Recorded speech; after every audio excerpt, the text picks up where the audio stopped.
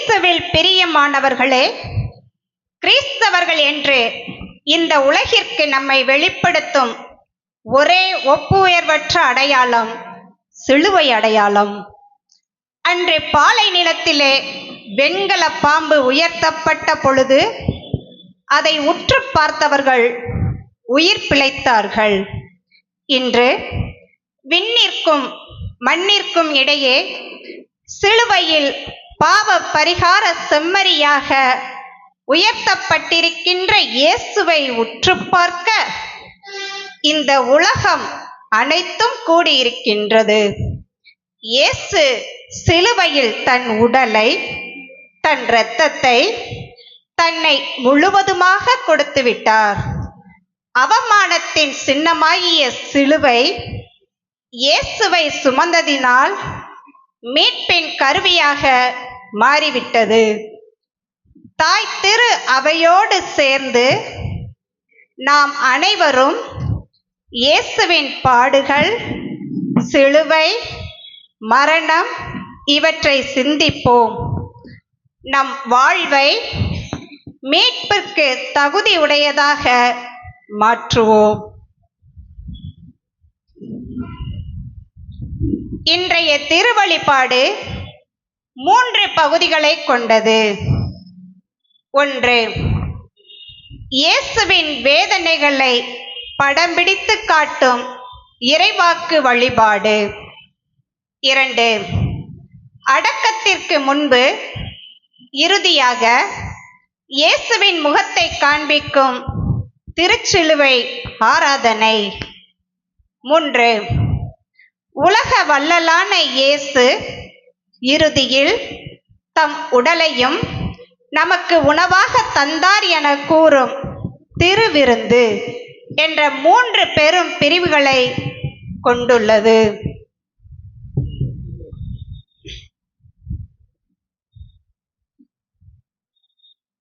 அருள் பணியாளர் சிவப்பு உடை அணிந்தவராக பலிபீடத்திற்கு முன்பாக சில மணித்துளிகள் முகம் குப்புற விழுந்து கிடப்பார். இயேசுவின் இரத்த காயங்களை நினைவுபடுத்த, இயேசுவிற்கு அஞ்சலி செலுத்த இந்நிகழ்ச்சி நடைபெறுகின்றது. இறைவனுக்கு முன்னால் ஒன்றும் இல்லாதவர்கள் என வாழும் பொழுதுதான் நம் வாழ்வில் உயர்வு பெறுகின்றோம். தாழ்ச்சி உடைய உள்ளம்தான் தலை நிமிர்ந்து நிற்கின்றது.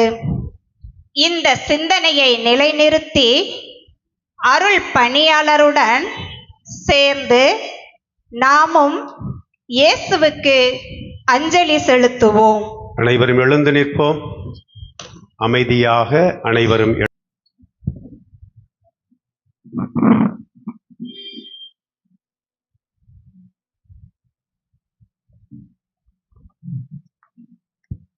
அருள் பணியாளர் பீடத்துக்கு முன்னர் நெடுஞ்சாங்கிடையாக விழுந்து இறையாசியை, இறையருளை நாம் பெற்றுக்கொள்ள நமக்காக இறை வேண்டல் செய்கிற போது முடிந்தவர்கள் முழந்தாளிடலாம். மற்றவர்கள் அப்படியே நின்று கொண்டு இறையருளை, இறையாசியை நிரம்ப பெற இறைவனை சிறப்பாக நாம் வேண்டுவோம்.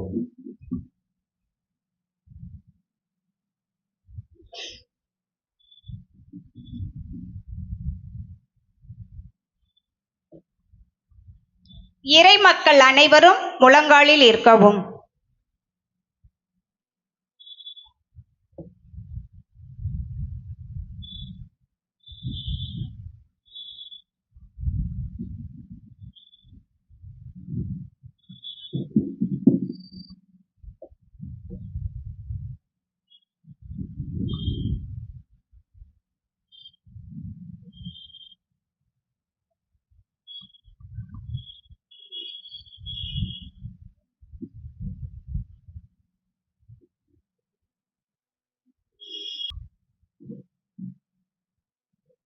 இப்போது அருள் பணியாளர் இயேசுவின் பாடுகளால் கிடைத்த மீட்பின் பலனை நமக்கு கொடையாக கொடுத்தருளுமாறு தந்தையாம் இறைவனிடம் ஜெபிப்பார்.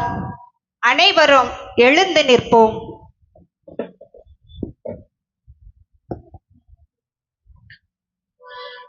மன்றாடுவோமாக. ஆண்டவரே, உமது திருமகன் கிறிஸ்து தமது இரத்தத்தை சிந்தி உம் அடியார்களுக்காக பாஸ்கா மறை நிகழ்வை ஏற்படுத்தினார். உமது இரக்கத்தை நினைவு கூர்ந்து நிலையான பாதுகாப்பால் அவர்களை புனிதப்படுத்துவீராக. என்றென்றும் வாழ்ந்து ஆட்சி செய்கின்ற அவர் வழியாக உம்மை மன்றாடுகின்றோ.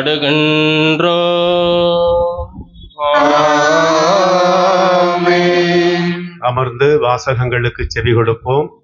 கோவிலின் வலப்புறம் இன்னும் நாற்காலிகள் நிரப்பப்படாமல் இருக்கிறது.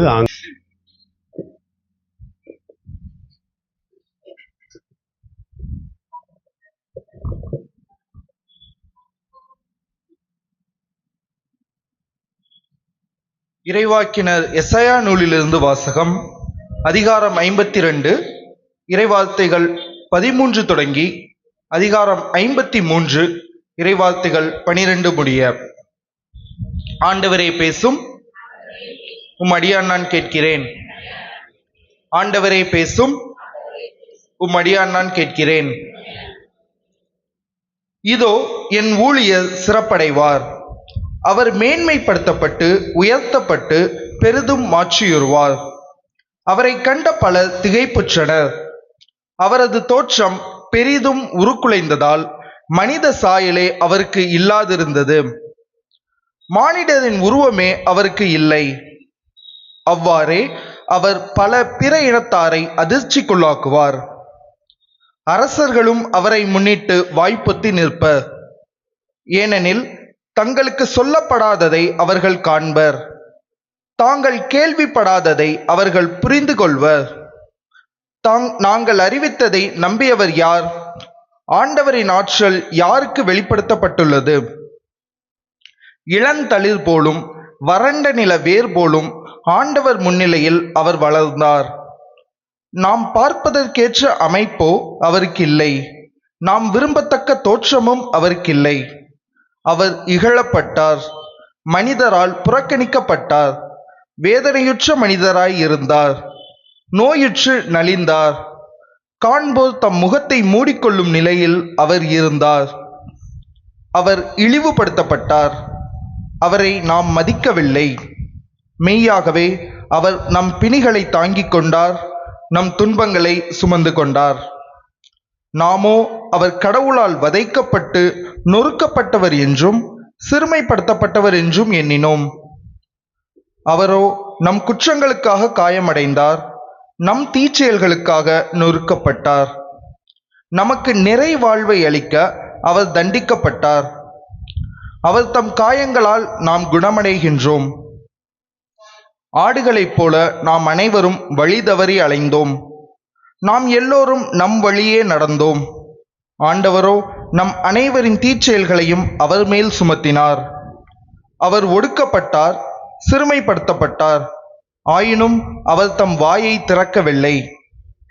அடிப்பதற்கு இழுத்துச் செல்லப்பட்ட ஆட்டுக்குட்டி போலும், ரோமம் கத்தரிப்போர் முன்னிலையில் கத்தாத செம்மறி போலும் அவர் தம் வாயை திறவாதிருந்தார்.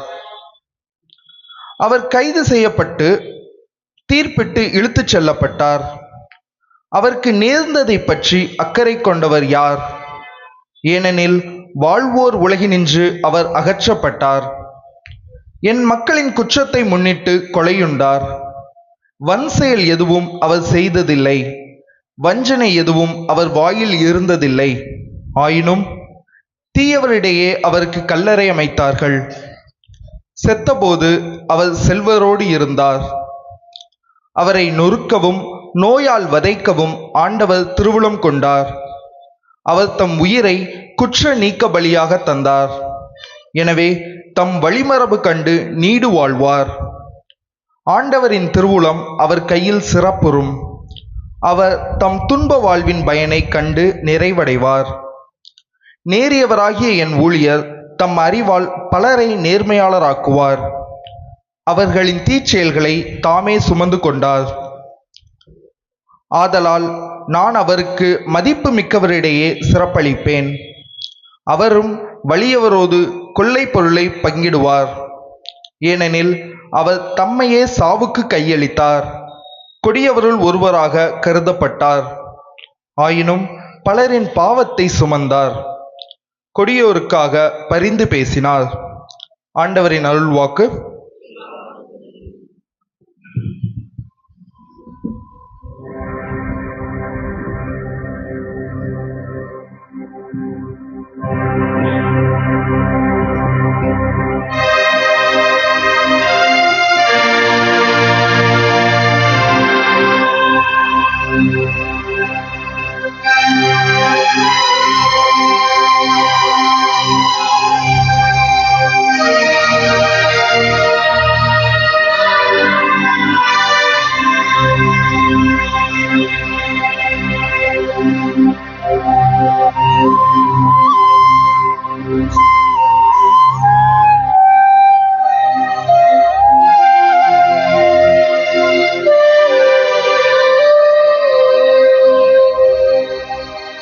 தந்தையே, உம் கையில் என் ஆவியை ஒப்படைக்கிறேன். தந்தையே, உம் கையில் என் ஆவியை ஒப்படைக்கிறேன்.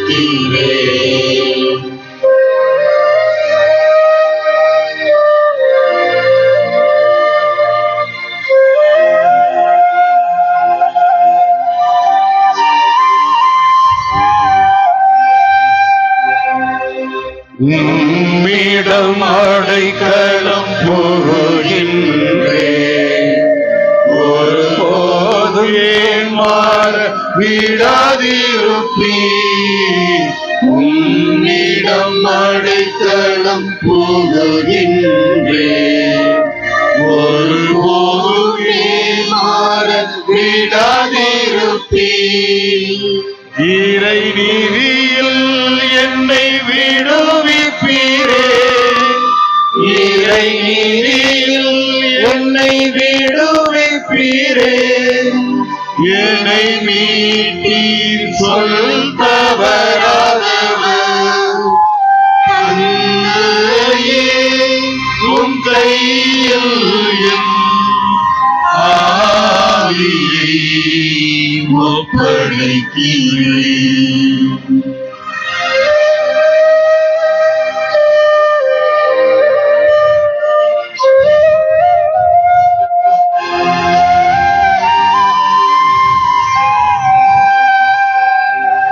எதிரிகள் அனைவரின் பழி சொல்லுக்கும் என் அயலாரின் நகைப்பினிற்கும். எதிரிகள் அனைவரின் பழி சொல்லுக்கும் என் அயலாரின் நகைப்பினிற்கும்.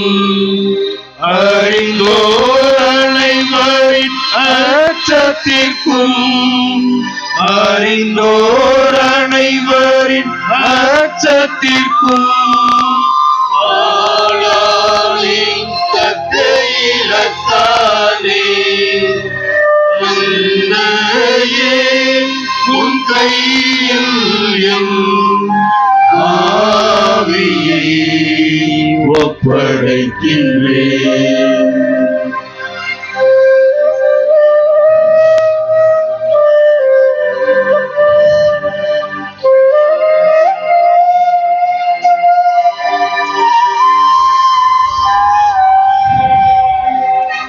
நம்பிக்கை வைக்கின்றேன் உன் மீதே.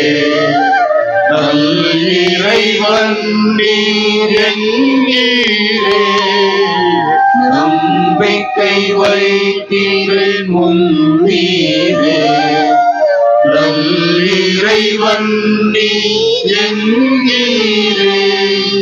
என் கதிவும் கரத்தினில் உள்ளது. என் கதிவும் கரத்தினில் உள்ளது. எதிரியிடம் என்னை விடுவிப்பீரே. தந்தையே, உம் கையில் என் ஆவியை ஒப்படைக்கின்றேன்.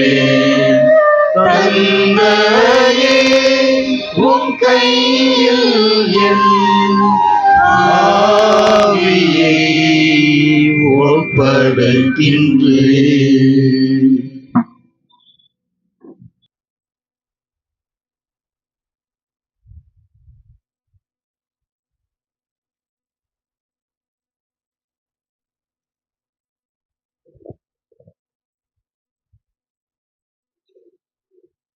இரண்டாம் வாசகம். ஆண்டவரை பேசும் உம் அடியான் நான் கேட்கின்றேன். ஆண்டவரை பேசும் உம் அடியான் நான் கேட்கின்றேன்.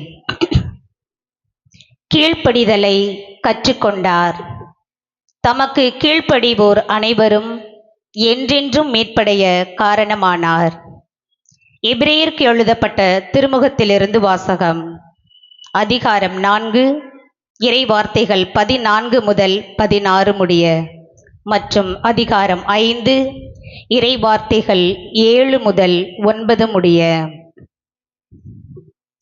வானங்களை கடந்து சென்ற இறை மகனாகிய இயேசுவை நாம் தனிப்பெரும் தலைமை குருவாக கொண்டுள்ளதால் நாம் அறிக்கையிடுவதை விடாது பற்றிக் கொள்வோமாக.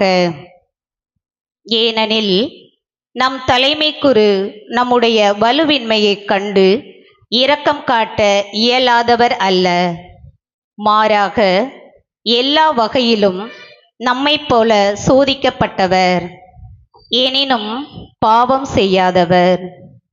எனவே நாம் இரக்கத்தை பெறவும் ஏற்ற வேளையில் உதவக்கூடிய அருளை கண்டடையவும் அருள் நிறைந்த இறை அரியணையை துணிவுடன் அணுகிச் செல்வோமாக. அவர் இவ்வுலகில் வாழ்ந்த காலத்தில் தம்மை சாவிலிருந்து காப்பாற்ற வல்லவரை நோக்கி உரத்த குரல் எழுப்பி கண்ணீர் சிந்தி மன்றாடி வேண்டினார். அவர் கொண்டிருந்த இறைப்பற்று கலந்த அச்சத்தை முன்னிட்டு கடவுள் அவருக்கு செவிசாய்த்தார். அவர் இறை மகனாய் இருந்தும் துன்பங்கள் வழியே கீழ்ப்படிதலை கற்றுக்கொண்டார். அவர் நிறைவுள்ளவராகி தமக்கு கீழ்ப்படிவோர் அனைவரும் என்றென்றும் மீட்படைய காரணமானார். ஆண்டவரின் அருள்வாக்கு. கிறிஸ்து தம்மை தாழ்த்தி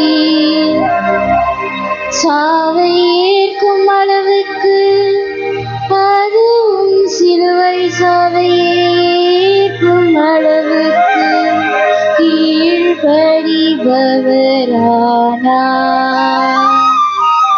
அதனால் தான் கடவுள் அவரை எல்லாருக்கும் மேலாய் உயர்த்தி எப்பேருக்கும் மேலான பேரை அவருக்கு அருளினார்.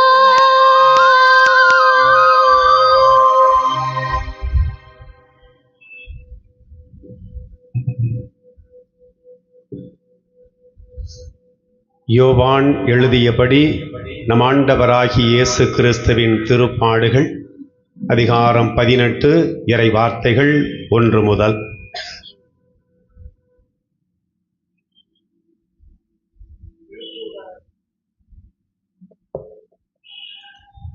திருத்தூதர் யோவான் எழுதியபடி நம் ஆண்டவராகிய இயேசு கிறிஸ்துவின் திருப்பாடுகள் அதிகாரம் 18 இறை வார்த்தைகள் 1 தொடங்கி மற்றும் அதிகாரம் 19 இறை வார்த்தைகள் 42 முடிய. இயேசு தம் சீடர்களோடு கெதரோன் என்னும் நீரோடையை கடந்து சென்றார். அங்கே ஒரு தோட்டம் இருந்தது. தம் சீடர்களோடு இயேசு அதில் நுழைந்தார். அவரை காட்டிக் கொடுத்த யூதாசுக்கு அந்த இடம் தெரியும். ஏனெனில் இயேசுவும் அவருடைய சீடர்களும் அடிக்கடி அங்கு கூடுவர். படைப்பிரிவினரையும் தலைமை குருக்களும் பரிசேயரும் அனுப்பிய காவலர்களையும் கூட்டிக் கொண்டு யூதாசு விலங்குகளோடும் பந்தங்களோடும் பழைக்கடங்களோடும் அங்கே வந்தான்.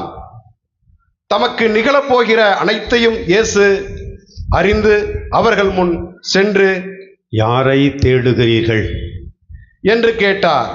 அவர் மறுமொழியாக நாசரேத்து இயேசுவை தேடுகிறோம் என்றார்கள். இயேசு நான் தான் என்றார். அவரை காட்டிக் கொடுத்த யூதாசும் அவர்களோடு நின்று கொண்டிருந்தான். நான் தான் என்று இயேசு அவர்களிடம் சொன்னதும் அவர்கள் பின்வாங்கி தரையில் விழுந்தார்கள். யாரை தேடுகிறீர்கள் என்று இயேசு மீண்டும் அவர்களிடம் கேட்டார். அவர்கள் நாசரேத்து இயேசுவை தேடுகிறோம் என்றார்கள். இயேசு அவர்களை பார்த்து நான் தான் என்று உங்களிடம் சொன்னேனே, நீங்கள் என்னை தேடுகிறீர்கள் என்றால் இவர்களை போக விடுங்கள் என்றார். நீர் என்னிடம் ஒப்படைத்தவர்களுள் எவரையும் நான் இழந்து விடவில்லை என்று அவரே கூறியிருந்தது இவ்வாறு நிறைவேறியது. சீமோன் பேதுருவிடம் ஒரு வாள் இருந்தது. அதை உருவி தலைமை குருவின் பணியாளரை தாக்கி அவரது வலக்காதை வெட்டினார். அப்பணியாளரின் பெயர் மால்கு. இயேசு பேதுருவிடம் வாளை உறையில் போடு, தந்தை எனக்கு அளித்த துன்பக் கிண்ணத்திலிருந்து நான் குடிக்காமல் இருப்பேனோ என்றார். படைப்பிரிவினரும் ஆயத்தவர் தலைவரும் யூதர்களின் காவலர்களும் இயேசுவை பிடித்து கட்டி முதலில் அவரை அண்ணாவிடம் கொண்டு சென்றார்கள். ஏனெனில் அந்த ஆண்டில் தலைமை குருவாய் இருந்த கயபாவுக்கு அவர் மாமனார். இந்த கயபாதான் மக்களுக்காக ஒருவர் மட்டும் இறப்பது நல்லது என்று யூதர்களுக்கு ஆலோசனை கூறியவர். சீமோன் பேதுருவும் மற்றொரு சீடரும் இயேசுவை பின்தொடர்ந்து வந்தனர். அந்த சீடர் தலைமை குருவுக்கு அறிமுகமானவர். ஆகவே இயேசுவுடன் தலைமை குருவின் மாளிகை முற்றத்தில் நுழைந்தார். பேதுரு வெளியில் வாயிலருகே நின்று கொண்டிருந்தார். அப்போது தலைமை குருவுக்கு அறிமுகமாயிருந்த அந்த சீடர் வெளியே வந்து வாயில் காவலரிடம் சொல்லி பேதுருவை உள்ளே கூட்டிச் சென்றார்.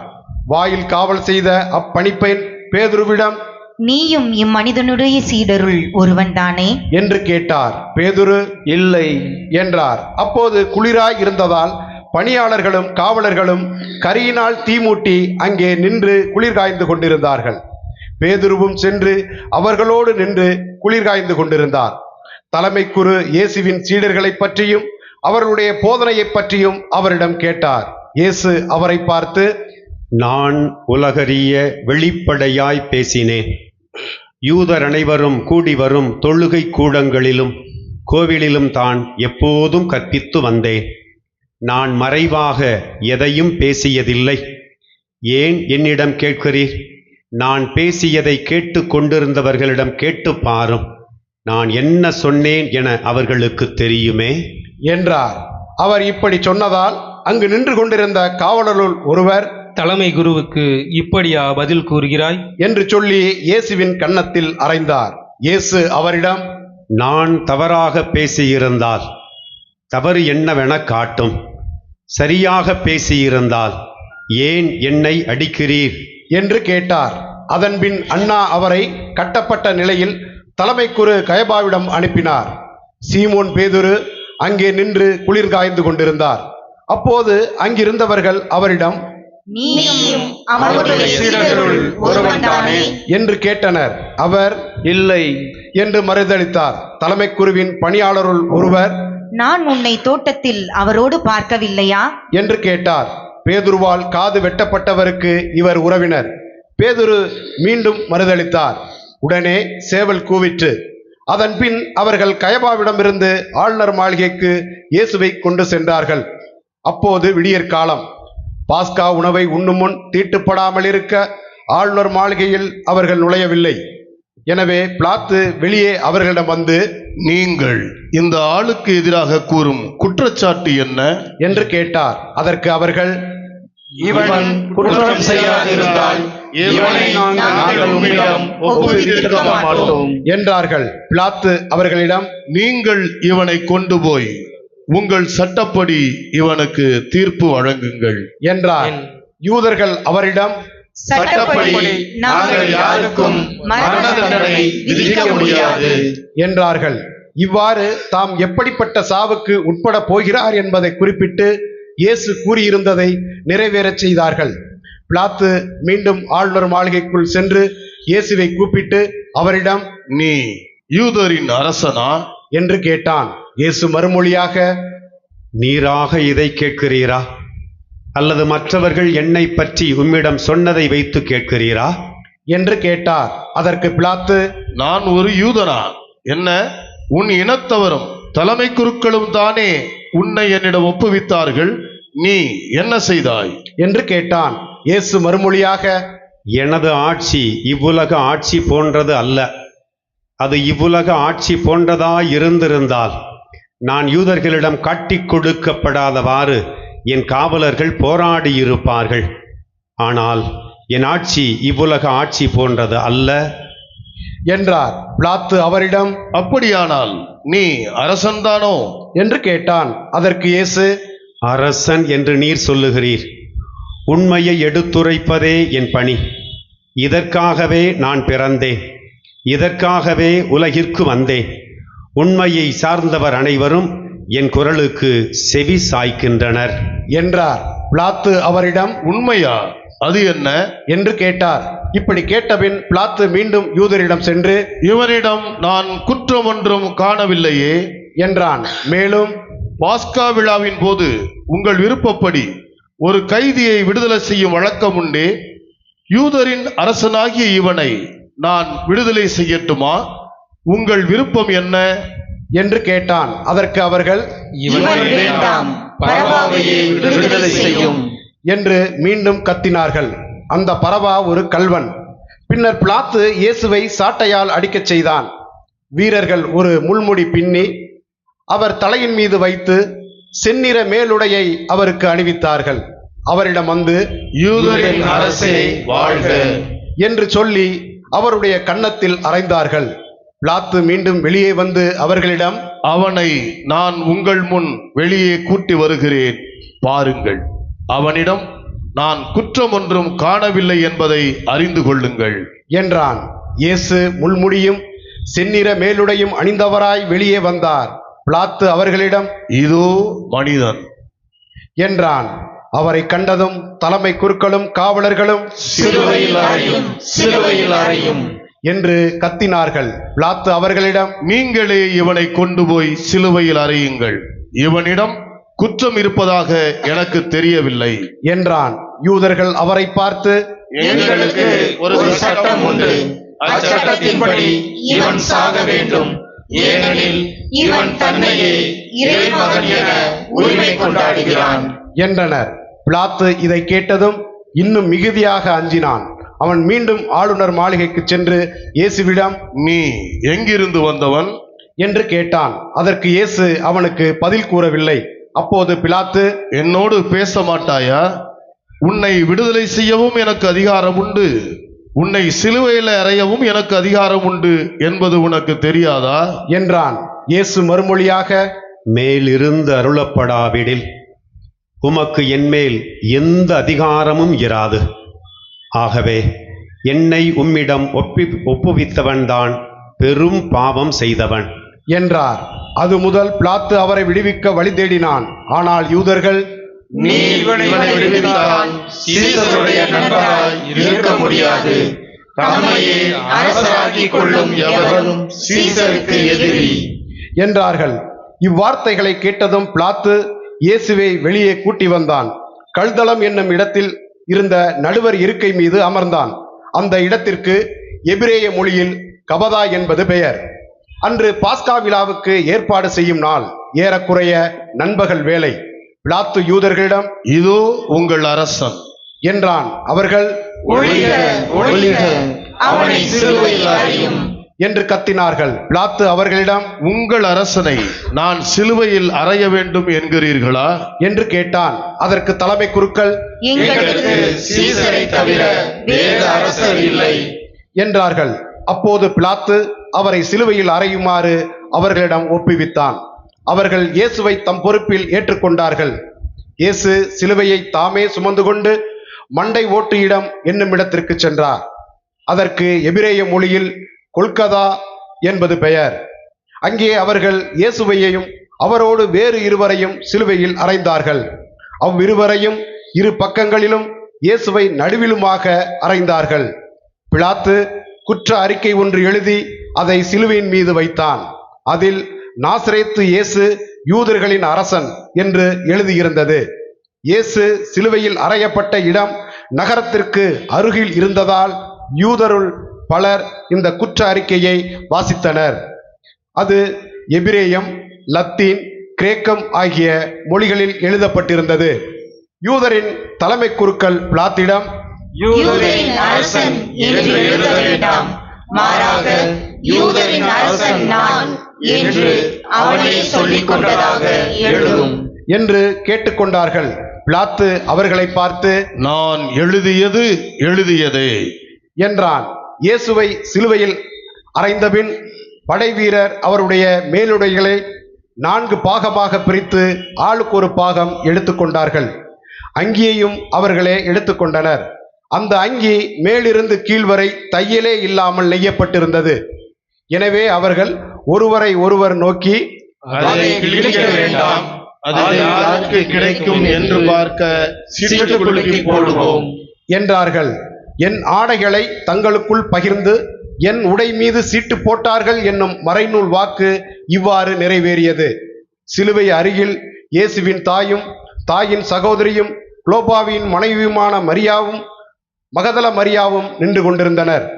இயேசு தம் தாயையும் அருகில் நின்ற தம் அன்பு சீடரையும் கண்டு தம் தாயிடம், அம்மா, இவரே உம் மகன் என்றார். பின்னர் தம் அன்பு சீடரிடம், இவரே உம் தாய் என்றார். அந்நேரம் முதல் அச்சீடர் அவரை தம் வீட்டில் ஏற்று ஆதரவு அளித்து வந்தார்.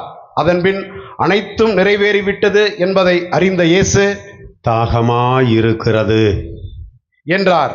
மறைநூலில் எழுதியுள்ளது நிறைவேறவே இவ்வாறு சொன்னார். அங்கே ஒரு பாத்திரம் நிறைய புளித்த திராட்சை ரசம் இருந்தது. அதில் கடற்பஞ்சை நன்கு தோய்த்து ஈசோப்பு தண்டில் பொருத்தி அதை அவர்கள் அவரது வாயில் வைத்தார்கள்.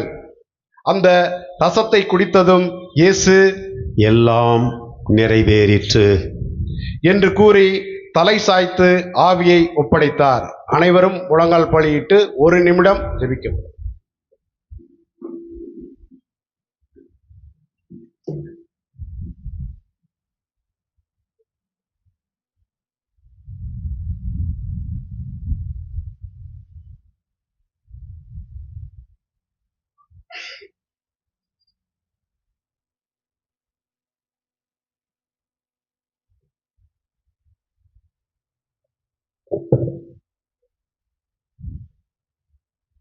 அனைவரும் எழுந்து நிற்கவும்.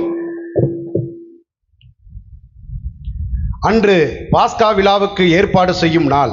அடுத்த நாள் ஓய்வு நாளாகவும் பெருநாளாகவும் இருந்தது.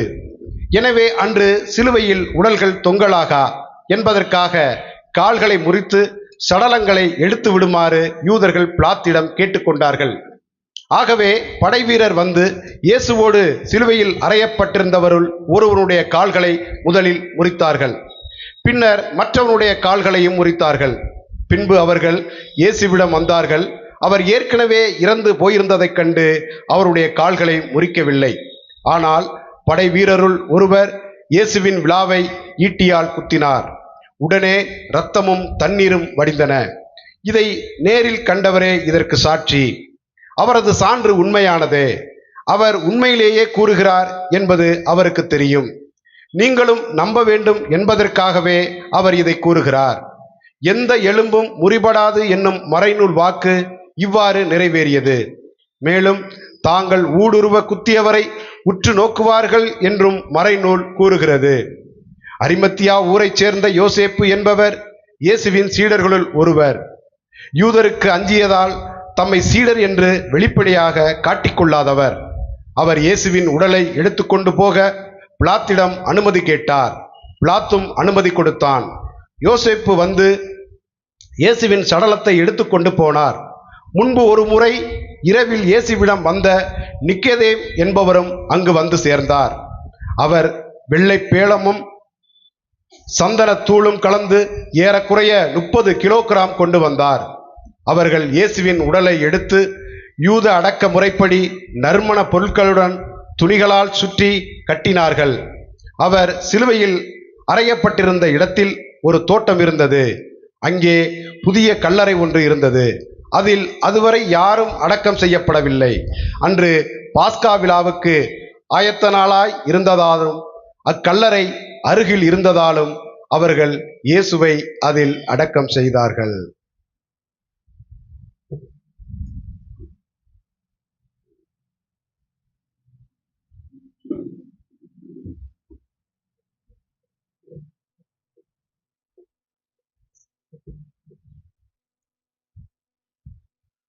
வாருங்கள், கல்வாரி மலைக்கு செல்வோம்.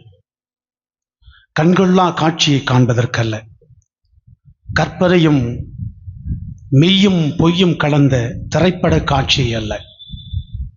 விண்ணையும் மண்ணையும் இணைப்பதற்கு சிலுவையில் கரங்களை நீட்டி பாவங்களுக்காய் தூங்கிய இறைமகனின் சிலுவை சாவை காண வாருங்கள். இந்த உலகை மீட்பதற்காக திருச்சட்டத்தையும் இறைவாக்கையும் நிறைவேற்ற வேண்டும் என்பதற்காக மனுவுருவெடுத்து 33 வயதில் இளமை துடிப்போடு இருக்கும் காலத்தில் எல்லோருக்கும் வாழ்வு தருவதற்காக சிலுவையில் மறைத்த இயேசுவின் காட்சியை காண வாருங்கள்.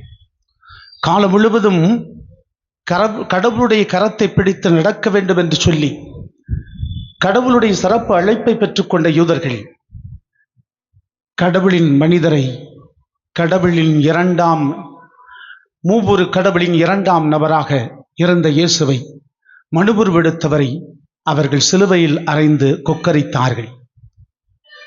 இத்தோடு முடிந்தது இவன் கதை, இத்தோடு முடிந்தது இவன் கொட்டம், இத்தோடு முடிந்தது இவர்களுடைய சீடர்களுடைய ஆர்ப்பரிப்பு என்று சொல்லி முழக்கமிடும், ஏன் கொக்கரிக்கும் கோட்பாடுகளை கேட்டு அந்த கோட்பாடுகள் மத்தியில் சிலுவையில் தொங்கி இரத்தம் சிந்திக் கொண்டிருக்கக்கூடிய இயேசுவை காண வாருங்கள். வாழ்வு தருவதற்காக வந்தவர், தொட்டு குணப்படுத்தியவர், வார்த்தையால் குணப்படுத்தியவர், வந்து குணப்படுத்துவேன் என்று சொன்னவர், பார்வையற்றோருக்கு பார்வை கொடுத்தவர், அத்தனை நன்மைகள் செய்தவருக்கு கிடைத்த பரிசு சிலுவை மரணம். இந்த சிலுவை மரணம் வெறும் மரணம் அல்ல, இது ஒரு அரசியல் சாவு. இது வெறும் மரணம் அல்ல, இது ஒரு சமய சாவு. இது வெறும் மரணம் அல்ல, இது ஒரு சமூக சாவு. அதைவிட மேலாக இது மீட்புக்காக கடவுள் உங்களுக்கும் எனக்கும் பரிசாய் கொடுத்த சாவு. வாழ்வு தருவதற்காக தன்னையே அர்ப்பணித்த இயேசுவுக்கு கிடைத்த மிக பெரும் பரிசு. இயேசுவின் வழியில் பயணிக்கக்கூடிய அத்தனை பேருக்கும் கிடைக்கக்கூடிய பரிசும் இதுதான். இந்த உலகோடு சமரசம் செய்து கொண்டு வாழ வேண்டும் என்று நினைக்கக்கூடிய அத்தனை பேருக்கும் சிம்மாசனம் கிடைக்கிறது. என் பிலாத்துவை போல இயேசுவை காப்பாற்ற வேண்டும் என்று பல முயற்சி செய்கிறார். நீங்கள் சற்று ஆழமாக பார்த்தீர்கள் என்றால் சற்று ஏறக்குறைய 6 முறை அவன் பிலாத்து இயேசுவை காப்பாற்ற வேண்டும் என்று அவன் முடிவு செய்கிறான். முதலில் பாருங்கள், இயேசுவை கட்டி இழுத்து கொண்டு வந்த பிறகு அவன் சொல்கிறான், உங்கள் யூத சட்டம் சொல்லுகிறது, உங்கள் கோவிலுக்கு எதிராக அல்லது திருச்சட்டத்துக்கு எதிராக அல்லது தலைமை குருவுக்கு எதிராக பேசினால் கல்லால் எறிந்து கொள்ளலாம். இயேசுவினுடைய காலத்திலும் இருந்தது. இயேசு போதிக்கிற போது ஒரு பெண்ணை கையமையமாக பிடித்து கொண்டு வந்தார்கள் கல்லால் எறிந்து கொள்வதற்காக. ஏன் இயேசுவின் காலத்துக்கு பிறகு கூட ஸ்தேவான் என்று சொல்லப்படக்கூடிய முதல் வேத சாட்சியை கல்லால் எறிந்துதான் கொன்றார்கள். எனவே திருச்சட்டத்தை அறிந்திருந்த பிலாத்து சொல்லுகிறான், உங்கள் சட்டப்படி நீங்கள் தீர்ப்பளியுங்கள். என் அன்புக்குரியவர்களே, இயேசுவை சற்று ஏறக்குறைய 11 மணிக்கு கைது செய்துகிறார்கள். 11 மணிக்கு கைது செய்த பிறகு அவர்கள் அண்ணா என்று சொல்லப்படக்கூடிய, அதாவது கயபாவினுடைய மாமனார், அண்ணாவுக்கு அடுத்தபடியாக அவருடைய மகன் வந்தான். மகனை வீழ்த்திவிட்டு இந்த கயபா ஆட்சிக்கு வந்தான், தலைமை குருவாக மாறினார். அவனுக்கு தொடர்ந்து அண்ணாவினுடைய பிள்ளைகள் தான் ஆட்சி செய்ததாக வரலாற்று குறிப்புகள் சொல்லுகிறது. அண்ணாவிடம் கொண்டு வருகிறார்கள், அவரை விசாரிக்கிறார்கள். அப்படி விசாரிக்கிற போது என் அன்புக்குரியவர்களே, இயேசுவோடு பயணித்தவர் அன்பு சீடர் என்று சொல்லப்படக்கூடிய யோவான். இந்த யோவானுக்கு இந்த குடும்பம் தெரியும். வரலாற்று குறிப்பில் அதைத்தான் சொல்லுகிறது. கலிலேயாவில் அவருடைய தந்தையோடு இந்த கருவாட்டு வியாபாரம் என்று சொல்லக்கூடிய வியாபாரத்தின் போது இந்த மகனும் இந்த தலைமைச் சங்கத்தினுடைய வீட்டுக்கு வந்திருக்கிறார். அதனால் இந்த தலைமைச் சங்கத்தில் இருக்கக்கூடிய பலரையும் அவருக்கு தெரியும். அதனால் உள்ளே நுழைகிறார். இயேசு விசாரிக்கப்படும் இடத்தில் நின்று கொண்டிருக்கிறார். இயேசுவை சட்டப்படி விசாரிக்காமல் அண்ணா விசாரிக்கிறார். அதற்கடுத்து தலைமைச் சங்கத்தில் இரவு நேரத்தில் கூடக்கூடாது, கயவா கூட்டுகிறான். இரவு நேரத்தில் கூட்டக்கூடிய அத்தனை பேரும் வரவில்லை தலைமைச் சங்கத்தில். அங்கே அவர்கள் தீர்மானிக்கிறார்கள், இவன் சிலுவை சாவில் தொங்க வேண்டும், நம்முடைய சட்டத்தின்படி அல்ல. ஏனென்றால் அவர்கள் பல விதத்தில் பல குற்றச்சாட்டுக்களை தேடி பார்க்கிறார்கள்.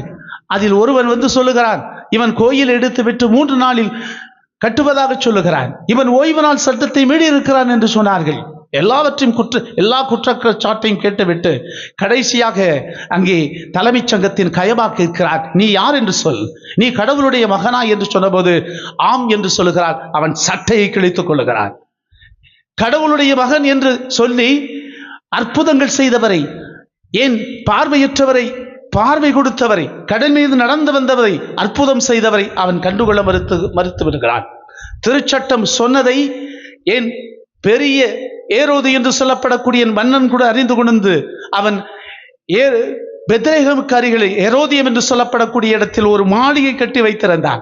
அந்த மாளிகையில் இயேசு பிறக்கவில்லை, இந்த இயேசு பிறக்கவில்லை, மெசியா பிறக்கவில்லை. அவன் எதிர்பார்த்த மெசியாவும் பிறக்கவில்லை, யூதர்கள் எதிர்பார்த்த மெசியாவும் பிறக்கவில்லை, ஏன் சீடர்கள் எதிர்பார்த்த மெசியாவும் பிறக்கவில்லை. சீடர்கள் எதிர்பார்த்த மெசியா அரசியல் மெசியாவாக எதிர்பார்த்தார்கள். ஆனால் இயேசுவோ ஒரு ஆன்மீக மெசியாவாக வந்து நிற்கிறார். அதனால் தான் பிலாத்து முன்னால் இன்று வாசிக்க கேட்ட விசாரணையின் போது பாருங்கள், என் அன்பு கூறுவது, உண்மைக்கு சாட்சி கூறுவதே எனது பணி, மேலிருந்து உனக்கு அருளப்பட்டிருக்கிறது, எனக்கு தீர்ப்பு வழங்கக்கூட. நன்மையும் தீமையும் கடவுளுடைய கரத்திலிருந்து தான் கிடைக்கிறது. நீ உன் பதவியில் நல்லதை செய் என்று சொல்லி, உண்மைக்கு சான்று கூறி என்று சொல்லி அவனை அழைக்கிறான். அதனால் தான் பிலாத்து முயற்சி செய்கிறான். முதல் கட்டளையாக உங்கள் சட்டப்படி போய் நீங்கள் தீர்ப்பளியுங்கள் என்று சொல்லுகிறான். அதைத்தான் யோவான் நற்செய்தியில் பார்க்கிறோம். அதைத் தொடர்ந்து என் அன்புக்குரியவர்களே, இந்த பிலாத்து எப்படியும் இயேசுவை தீர்ப்பிட்டு சாகடிக்க கூடாது என்பது மனதில் வைத்துக் கொண்டு அவன் நினைக்கிறான். இந்த திருவிழா காலத்தில் ஒருவன் வருவானே, கலிலேயாவிலிருந்து வருவானே, இவன் இயேசு கலிலேயன் என்று அறிந்து கொண்டு, தேவையான தகவல்கள் எல்லாம் அறிந்து கொண்டு அவன் இயேசுவை கலிலேயன் என்ற நிலையிலே ஏரோதிடம் அனுப்புகிறான். ஏரோது இயேசுவை பார்த்தவுடன் கொக்கரித்து ஆர்ப்பரிக்கிறான். காரணம், தான் கொன்ற திருமுழுக்கு யோவான் உயிரோடு வந்து விட்டார் என்ற நம்பிக்கை அவனுக்கு இருந்தது. இயேசுவை பார்த்தவுடன் பல கேள்விகள் இருக்கிறான், புதுமை செய் என்று கேட்கிறான். ஆனால் ஒரு வார்த்தை சொல்லவில்லை. என் அன்புக்குரியவர்களே, அவனை இயேசுவை நைய புடைத்து மீண்டும் பிலாத்துவிடம் அனுப்புகிறார். அதுவரை பகையாளிகளாய் இருந்தவர்கள் இயேசுவின் பொருட்டு அவர்கள் நண்பர்களாய் மாறி போகிறார்கள். பகைவனுக்கு நண்பனாவது போல இங்கும் நடக்கிறது. அதோடு நின்று விடவில்லை. இயேசுவை அவர்கள் கொண்டு வந்து தலைமை சங்கத்தார்கள் ஒன்று கூடி வந்து பிலாத்துவின் அரண்மனையில் வைக்கிறார்கள். பிலாத்து விசாரிக்கிறான். அவளுடைய மனைவி சொல்லுகிறார், இதோ இந்த மனிதன் பொருட்டு நேற்று இரவு நான் கலக்கமுற்றேன், இவரை தீர்ப்பிட்டு விடாதீர், இவர் எந்த ஒரு குற்றமும் செய்யவில்லை என்று மனைவி சொல்லை கேட்டவுடன் அவர் எப்படியும் காப்பாற்றி விட வேண்டும் என்று துடிக்கிறார். அவர் என்ன செய்கிறார் பாருங்கள் என் அன்புக்குரியவர்களே, இயேசுவை உள்ளே அனுப்பி அவர் நைய புடைக்க செய்கிறார். அவருடைய தலையில் முள்முடி வைக்கிறார். இதெல்லாம் திருச்சட்டத்தின்படி நிறைவேறுகிறது, இறைவாக்கின்படி நிறைவேறுகிறது. நாம் இன்று வாசிக்க கேட்டோமே, எசாயா புத்தகம் 52, 53 4 பாடல்கள் இருக்கிறது. அந்த 4 பாடல்களும் ஒரு ஊழியர், துன்புறு ஊழியர் எப்படி இயேசுவாக மாறுகிறார், இயேசுவை முன்குறித்து சற்று ஏறக்குறைய 500 ஆண்டுகளுக்கு முன்னுரைத்த இறைவாக்கு அப்படியே நிறைவேறுகிறது. கடவுள் தந்தை இறைவன் அனைவருடைய பாவங்களையும் சுமக்கக்கூடியவராக இயேசுவை மாற்றினார் என்று சொல்லி, இதோ அவருடைய காயங்களால் நாம் நலம் பெற்றிருக்கிறோம், அவர் கத்தாத செம்மறியாக நின்று கொண்டிருக்கிறார் என்று சொல்லி இயேசுவை அப்படி பார்த்த பிலாத்து நைய புடைக்கிறான். அவர் மேல் தலைமேல் முள்முடி சூட்டுகிறான்.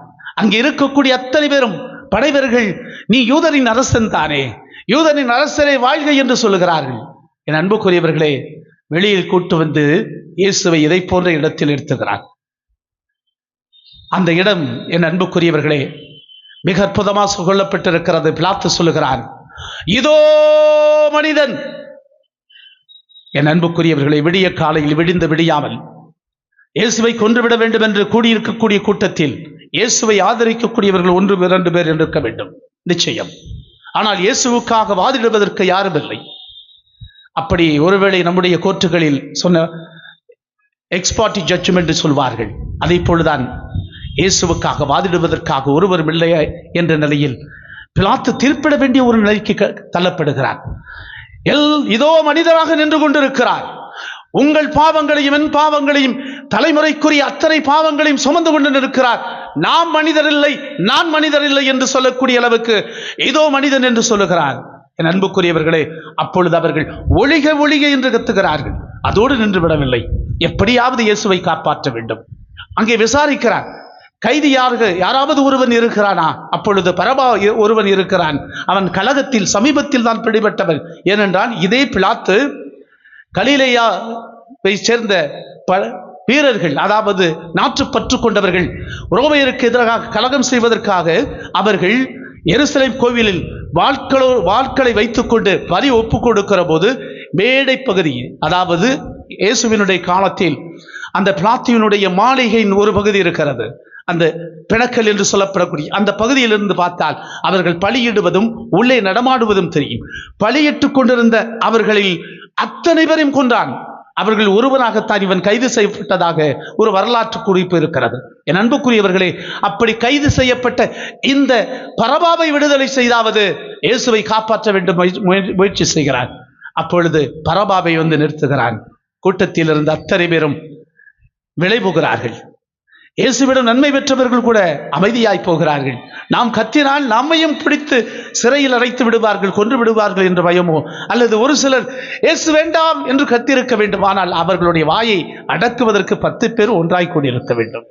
அப்பொழுது இயேசு பரபாவையும் இயேசுவை வைத்துக் கொண்டு அப்பொழுது கேட்கிறான், உங்களுக்கு யாரை விடுதலை செய்ய வேண்டும்? அவன் கேட்கிறான், இயேசுவை விடுதலை செய்யவா? அப்பொழுது கூட்டத்தில் அத்தனை பேரும் சொல்கிறார்கள், பரபாவை. என் அன்புக்குரியவர்களே, மீட்பின் திட்டத்தில் கடவுள் வைத்திருந்ததுபடியே ஆண்டவர் இயேசு போகிறார். உங்களுக்காகவும் எனக்காகவும் பலியாக வேண்டும் என்பதற்காக பழைய ஏற்பாட்டு பலிகள் அத்தனையும் முற்றுப்பெறும் விதத்திலே தன்னையே பலியாக்குகிறார். தந்தையின் விருப்பத்தை நிறைவேற்றுவதற்கு தன்னை பலியாக்குவதற்காக இந்த மண்ணுலகில் வந்தார். நீங்கள் சற்று யோசித்து பாருங்கள். ஒரு அன்பு செய்யக்கூடிய தந்தை தன்னுடைய மகனை பிறருடைய பாவத்திற்காக, ஏன் பாவம் செய்து குற்ற உணர்வோடு இருக்கக்கூடியவர்கள், கொலையாளிகள், பாவத்தின் இயல்புகள் கொண்டவர்களுக்காக பலியிட முடியுமா? ஆனால் ஒரு தந்தை தன் மகனை பலியாக கொடுத்தது இந்த வரலாறு தான். அதனால் தான் இந்த வரலாறு அத்தனை மனிதருக்கும் மேன்மை உள்ளதாக இருக்கிறது, எல்லாரையும் ஈர்க்கக்கூடிய வரலாறாக இருக்கிறது. மாவீரன் நெப்போலியனை பற்றி கேள்விப்பட்டிருப்பீர்கள். இறுதியில் கைது செய்யப்பட்ட நிலையில் அவன் ஹெலனா தீவில் இருந்தான். அப்பொழுது பேட்டியாளர்கள் பல கேள்விகள் கேட்டார்கள். அவன் பேட்டி கொடுத்ததை மட்டுமே ஒரு வரலாற்று நூலாக எழுதி வைத்திருக்கிறார்கள். அதில் ஒரு கேள்வி கேட்டார்கள், மாவீரன் நெப்போலியனே, உங்களை த கிரேட் நெப்போலியன் என்று சொல்லுகிறார்களே, என்ன காரணம் என்று சொல்லி கேட்டபோது அவன் சொன்னான், நான் த கிரேட் நெப்போலியன் தான், வரலாற்றில் இருவர் தான் த கிரேட் என்று சொன்னான். அப்படி சொல்லுகிற போது மகா அலெக்சாண்டர் கிமு 330க்கு முன்பு இந்தியாவின் எல்லை வரை தொட்டு தோற்றுப்போனவன் கைவரித்து இந்த உலகத்தை நான் ஆள நினைத்தேன், நான் வெறுங்கையாய் போகிறேன் என்று தன் பாடத்தை தன் உடலை சுமந்து கொண்டு செல்லுங்கள் என்று சொல்லிக் கொடுத்தவன் த கிரேட் மகா அலெக்சாண்டர். அதன் பிறகு 1700க்கு பிறகு இந்த 18ஆம் நூற்றாண்டில் த கிரேட் நெப்போலியன் நான் தான். ஆனால் நாங்கள் இருவருமே ஆயுதங்களை தூக்கிக் கொண்டு போர்களை செய்து எல்லோரையும் வெற்றி கொள்ள வேண்டும் என்று நினைத்தோர், பலரை எங்களுக்கு அடிபணியாதவர்களை வீழ்த்துவிட்டு புதைகுழி தோண்டி புதைத்துவிட்டு நாங்கள் ஆட்சி செய்ய வேண்டும் என்று நினைத்தோம். நாங்கள் தோற்று போனோம். அவன் தோற்று போய் 2 கைகளை விரித்து தன்னுடைய நாட்டுக்கு என் சடலத்தை கொண்டு போங்கள், கிரேக்க நாட்டுக்கு கொண்டு போங்கள் என்று சொன்னான். இந்த நெப்போலியன் இப்பொழுது கைதியாய் குற்ற உணர்வோடு இருக்கிறேன். ஆனால் நான் நம்பும் இயேசு கிறிஸ்து ஆயுதங்களால் அல்ல, சிலுவையால் அவர் இந்த உலகத்தை விட்டிருக்கிறார். அவர் இந்த கிரேட்டஸ்ட் என்று சொல்லி முடித்திருக்கிறார். என் அன்புக்குரியவர்களே, வாழ்க்கை வரலாற்றில் நாம் என்ன கற்றுக்கொள்ள போகிறோம்? அதுதான் இந்த இந்த புனித வெள்ளி நமக்கு சொல்லித் தரக்கூடிய பாடம். இயேசு தன்னுடைய இரத்தத்தால் தன் உயிர் கொடுத்து தன் வாழ்வு கொடுத்து நம்மை மீட்டிருக்கிறார். நாம் அவருடைய இரத்தத்தால் மீட்கப்பட்டிருக்கிறோம். நாம் வாழ்வுக்குரியவர்களாக மாற்றப்பட்டிருக்கிறோம். இயேசுவின் சாவு பாவத்தை அழித்திருக்கிறது. இயேசுவின் சாவு மரணத்தை வென்றிருக்கிறது. அவருடைய இறப்பே இல்லாமல் மாற்றியிருக்கிறது. அவருடைய மரணம் மரணத்தை மௌனமாக்கி இருக்கிறது. அவருடைய சாவு வாழ்வில் அத்தனை சாவுகளையும் முறியடித்திருக்கிறது. இயேசுவோடு இறந்து உயிர்த்தெழ வேண்டும் என்பதுதான் கடவுள் கொடுக்கக்கூடிய அழைப்பு. அப்படி என்றால் இந்த இயேசு நமக்கு கற்றுத்தரக்கூடிய பாடம் என்ன என்று வாசிக்க கேட்ட 2ஆம் வாசகம், எபிரேயருக்கு எழுதப்பட்ட திருமுகம். இந்த உலகில் துன்பம் உண்டு. இந்த உலகம் பாவத்தின் இயல்புகள் கொண்டது. துன்பம் நிறைந்ததாகவே இருக்கும். போராட கற்றுக்கொள்ளுங்கள். துன்பங்களை சந்திக்க கற்றுக்கொள்ளுங்கள். துன்ப வாழ்வில் நாம் மனம் உடைந்து போகக்கூடாது. மாறாக இயேசுவை போல வாழ்வை சந்திக்க வேண்டும். பாருங்கள், தன்னோடு உடனிருந்த ஒரு சீடன் காட்டிக் கொடுப்பான் என்று தெரியும். அவன் முத்தமிட்டு காட்டிக் கொடுக்கிற போது, யூதாஸ், என்னை முத்தமிட்டா காட்டிக் கொடுக்கிறாய்? என்னோடு உண்டாய், என்னோடு உறங்கினார், புதுமை செய்தாய். உன் வார்த்தை கூட புதுமை செய்தது. நான் உன்னை அனுப்பினேன், சீடராக அனுப்பினேன். ஆனால் நீ இன்று என்னை முத்தமிட்டு காட்டிக் கொடுக்கிறாய் என்று இயேசு யூதாசை பார்த்து கேட்கிறார். படை வீரர்கள் ஒட்டுமொத்தமாய் தீப்பந்தத்தோடு வந்தபோது இயேசு முன் வந்து கேட்கிறார், யாரை தேடி வந்தீர்கள்? அருமையாய் தந்தையவர்கள், நம்முடைய பங்கு தந்தை சொன்னார், யாரை தேடி வந்தீர்கள்? இயேசுவினுடைய குரல். அப்பொழுது நாசரேத்தூர் இயேசுவை என்று சொன்னவுடன், நான் தான் என்று சொன்னவுடன், ஐ ஆம் த காட் என்று சொல்லுகிறார். நானே கடவுள் என்று சொல்லுகிறார். நானே ஒளி என்று சொன்னவர், நானே வாழ்வு என்று சொன்னவர், நானே உயிர் என்று சொன்னவர், இதோ நான் தான் என்று கடவுள் சொன்னதை மீண்டும் உறுதிப்படுத்தி நானே கடவுள் என்று சொல்லுகிறார். என்னை கைது செய்யுங்கள். இந்த மானிட உடலில் நான் இறந்து பாவத்தையும் சாவையும் வெல்ல வேண்டும் என்று சொல்லி ஆண்டவர் இயேசு கிறிஸ்து தன்னையே பலியாக்கிறார். இந்த உன்னத பலி, கல்வாரி பலி, உலகம் முழுவதும் மீட்பு தரக்கூடிய பலியாக மாறியது. உலகம் முழுவதும் வாழ்வு தரக்கூடிய பலியாக மாறியது. ஆண்டவர் இயேசுனுடைய வார்த்தையை நாம் பல இடங்களில் பார்க்கிறோம். மிக குறிப்பாக பேதுரு தன்னுடைய முதல் திருமுகத்தில் 2ஆவது அதிகாரம் 24ஆவது வசனத்தில் சொல்லுகிறார், சிலுவையின் மீது தம் உடலில் நம் பாவங்களை அவரே சுமந்தார். நம் பாவங்களுக்கு இறந்து நீதிக்காக வாழ்வதற்காக இவர் இவ்வாறு செய்தார். அவர்தம் காயங்களால் நீங்கள் குணம் அடைந்துள்ளீர்கள் என்று சொல்லுகிறார். அதுபோல பவுலடிகளார் கொலோசியர்களின் திருமுகத்தில் 2:14 சொல்லுவார், நமக்கு எதிரான ஒப்பந்த விதிகள் பல கொண்ட கடன் பத்திரத்தை அவர் முற்றிலுமாய் அழித்து விட்டார். அதை சிலுவை சாவின் வழியாக அதை வைத்து சிலுவையில் வைத்து அடித்து, ஆணி வைத்து அடித்து, அவர் கைகளில் வைத்து அவர் இறந்து விட்டார். எனவே என் அன்புக்குரியவர்களே, இந்த சிலுவை சாவு நமக்கு வாழ்வு தந்திருக்கிறது. அதனால் தான் தொடக்க காலத்தில் அவர்கள் இயேசுவை பற்றி அறிவிக்கிற போது, இதோ நாங்கள் சிலுவையில் அறையுண்டு இறந்து உயிர்த்தெழுந்த இயேசுவை அறிவிக்கிறோம் என்று அறிவித்தார்கள். அதுதான் முதல் நற்செய்தி. பவுலடிகளார் அதைத்தான் சொல்லுகிறார், இறந்த இயேசுவை நீங்கள் உண்ணும் வரை, இந்த அப்பத்தை பிட்டு உண்ணும் வரை, இந்த ரசத்தை குடித்து நீங்கள் உறவாடி விருந்துண்டு மகிழும் வரை நீங்கள் அவருடைய பாடுகளை அறிக்கையிடுங்கள். அவருடைய பாடுகளால் நாம் மீட்கப்பட்டிருக்கிறோம். அதைத்தான் நீங்கள் தொங்கவிட்ட இயேசு கிறிஸ்துவில் நாங்கள் அறிக்கையிடுகிறோம் என்று பவுலடிகளார் சொல்லுவார். என் அன்புக்குரியவர்களே, நாம் இங்கே ஒரு பாடத்தை கற்றுக்கொள்வோம். அதுதான் நம்முடைய வாழ்க்கை துன்பம். துன்பம் இல்லாத மனிதர்கள் இல்லை, வேதனை இல்லாத மனிதர்கள் இல்லை, இடர்பாடுகள் இல்லாத மனிதர்கள் இல்லை. என் அன்றாட வாழ்க்கையில் சின்ன சின்ன துன்பங்கள், சிறு வேளையிலிருந்து பெரும் வேளை வரை எல்லாம் துன்பம் நிறைந்திருக்கிறது. வாழ்க்கையே துன்பம் நிறைந்த படகாகத்தான் பயணித்துக் கொண்டிருக்கிறது. ஆனால் ஒவ்வொன்றையும் கடந்து போக கற்றுக்கொள்ள வேண்டும். இயேசுவை போல அதை சந்திக்கிற போது நாம் வலிமை பெறுகிறோம்.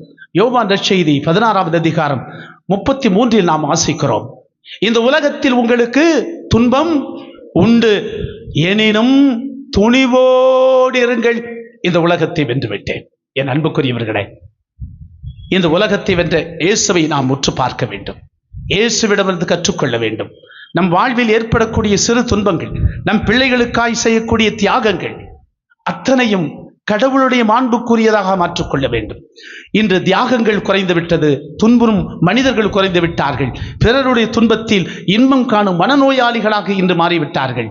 கடவுளுடைய திட்டத்தை நிறைவேற்றுவதில் கூட பிறர் அழிந்தால் போதும், ஏன் பிறருடைய சாவில் மகிழ்ச்சி காணக்கூடிய மனிதர்கள் இருக்கிறார்கள். ஏன் பழமொழிகளுடன் உண்டு, மகன் செத்தாலும் பரவாயில்லை, மருமகள் இப்படி மாற வேண்டும் என்று நினைக்கக்கூடிய சிந்தனைகள் இருக்கிறது. ஆனால் எல்லோரும் இணைந்த துன்பங்களை சுமந்து கொண்டால் அவைகள் சுமைகள் எளிதாக மாறும். ஒரு சிறு கதை வழியாகி முடித்து விடுகிறேன். இயேசுவிடமிருந்து கற்றுக்கொள்ளுங்கள், சிலுவைகளை சுமந்து கொள்ள. ஒருவர் சுமைகளை சுமந்து கொள்ளுங்கள், அது அன்பின் சுமைகளாக இருக்கட்டும். ஒருவரை தாங்கிக் கொள்ளுங்கள், அது அன்பின் உறவாக இருக்கட்டும். ஒருவரை சுமந்து கொள்ளுங்கள். இயேசுவின் இறப்பில் நாம் இறந்து உயிர்த்தெழுந்திருக்கிறோம் என்ற பாடத்தை அது கற்றுத்தருகிறது. இது புல்லாங்குழலில் கதை. அருமை சகோதரர் அருமையாய் வாசிக்கிறார். இது புல்லாங்குழல்களின் கதை. அவர் கையில் வைத்திருப்பதால் எனக்கு அந்த கதை ஞாபகம் வந்தது, அவ்வளவுதான்.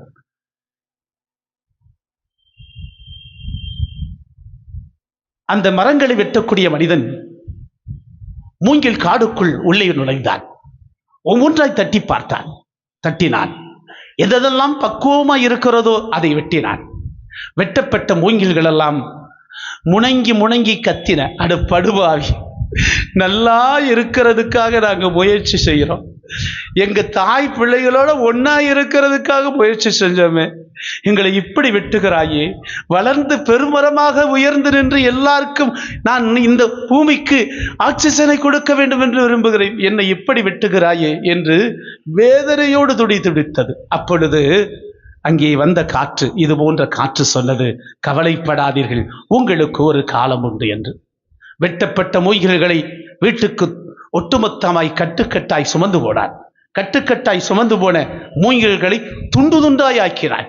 துண்டு துண்டாய் வெட்டப்பட்ட மூங்கில் துண்டுகள் துடிதுடித்து சொல்லின, அடப்படுவாய், நாங்க ஒன்னா இருந்தோம், அப்பா ஆத்தா அம்மா பிள்ளைன்னு சொல்லி ஒரே காற்றுல வளர்ந்தா, அப்ப உடல் அதையும் வெட்டிட்டு வந்து இப்ப துண்டு துண்டாயிருக்கிறாயே, எங்கள் உடலையே ஒண்ணுமில்லாமல் துண்டு துண்டாய் ஆக்குகிறாயே, நீ நல்லா இருப்பாயா என்று பொழுது, நல்லா இருப்பாய் என்று சொன்ன அந்த வார்த்தைக்கு இடையே காற்று கடந்து வந்தது.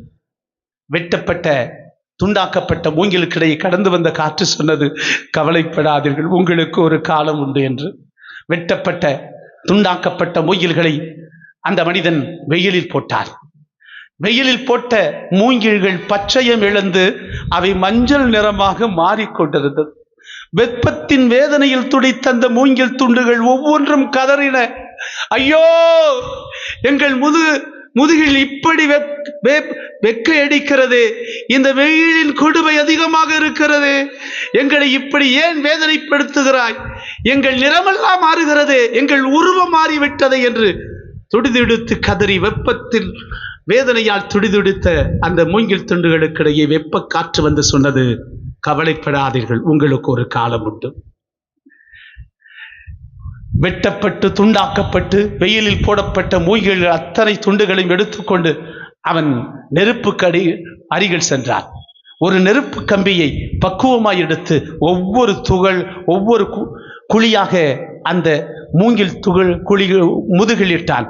அப்பொழுது அந்த மூங்கில் துண்டுகள் ஒவ்வொன்றும் வேதனையோடு துடித்தன, அடப்படுவாய், ஒன்னாயிருந்து குடும்பமாயிருந்து தனித்தனியா வெட்டி வெயில்ல காயப்பட்டு இறுதியாக இப்படி எங்களை இப்படி இரும்பு கம்பியால் குத்துகிறாயே, உனக்கு மனசாட்சியே இல்லையா, எங்க வேதனை தாங்க முடியலை என்று கதறி அழுது கண்ணீரோடு அந்த வெப்பத்தின் கொடுமையும் அந்த சூட்டின் கொடுமையும் அப்படியே புகையாய் வெளிவந்தது.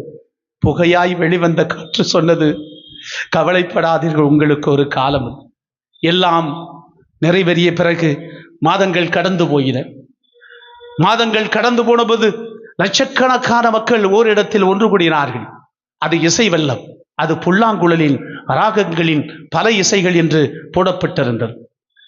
வந்தவர்கள் அத்தனை பேரும் உலகத்தின் பல பெரும் கலைஞர்கள், அத்தனை பேரும் ஒன்று கூடி மேடையில் அமர்ந்திருந்தார்கள். வெட்டப்பட்டு துண்டாக்கப்பட்டு வெயிலில் போடப்பட்டு முதுகில் காயங்களோடு இருந்த அந்த மூங்கில் துண்டுகள் ஒவ்வொருவருடைய கரத்தில் கொடுக்கப்பட்டது. கரத்தில் கொடுக்கப்பட்ட அந்த மூங்கில் துண்டுகள் புல்லாங்குழல்களாய் மாறி இருந்தது. அப்பொழுது எல்லோரும் எடுத்து ஒட்டுமொத்தமாய் வாசித்தார்கள். வாசித்த அடுத்த நிமிடமே ஒட்டுமொத்த கூட்டம் எழுந்து நின்று கைதட்டியது. அப்பொழுது புல்லாங்குழல்களுக்கு இடையே கடந்து போன காற்று சொன்னது, பார்த்தாயா, உனக்கு ஒரு காலம் உண்டு என்று சொன்னேன், உனக்கு இதுதான் காலம். என் அன்புக்குரியவர்களே, துன்புறுகிற போதெல்லாம் எனக்கு ஒரு காலம் உண்டு, எனக்கு ஒரு ஆசிர் உண்டு, எனக்கு ஒரு நலம் உண்டு, எனக்கு வெற்றி தரக்கூடிய ஆண்டவர் உண்டு என்று நீங்கள் நம்புகிற போது இவருடைய இறப்பில் பங்கு பெற்று உயிர்த்த மக்களாக மாறுகிறோம். இவரில் இறப்பில் பங்கு பெற்று பாவத்திலிருந்தும் சாவிலிருந்தும் நாம் வாழ்வு பெற்ற மக்களாக மாறுகிறோம். வாழ்வு தரக்கூடியவர் நமக்காக சிலுவையில் தொங்குகிறார், நமக்காக இறந்தார். அவருடைய திரு இதயத்திலிருந்து வடிந்த திரு ரத்தம் நம்மை கழுவிருக்கிறது, நம்மை புனிதப்படுத்திருக்கிறது, வாழ்வு தந்திருக்கிறது, துன்பங்களை சந்திக்க ஆற்றல் தந்திருக்கிறது. அவரோடு பயணிப்போம். இந்த உலகுக்கு வாழ்வு கொடுக்கக்கூடிய மனிதர்களாய் மாறுவோம். புல்லாங்குழல்களாய் இசை தந்து வாழ்வு தருவோம், மகிழ்வு தந்து இந்த உலகுக்கு மனநோய்களை குணப்படுத்துவோம். ஆமென்.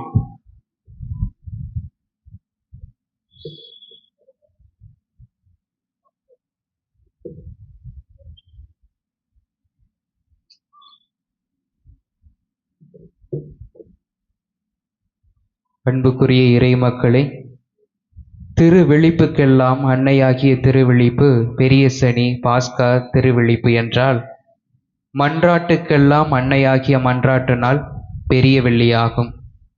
இயேசு என்றும் இறை தந்தையினிடத்திலே பரிந்து பேசி மன்றாடினார். இன்று உரத்த குரல் எழுப்பி கண்ணீர் சிந்தி பல கருத்துக்களுக்காக மன்றாட திரு அவை அழைக்கிறது.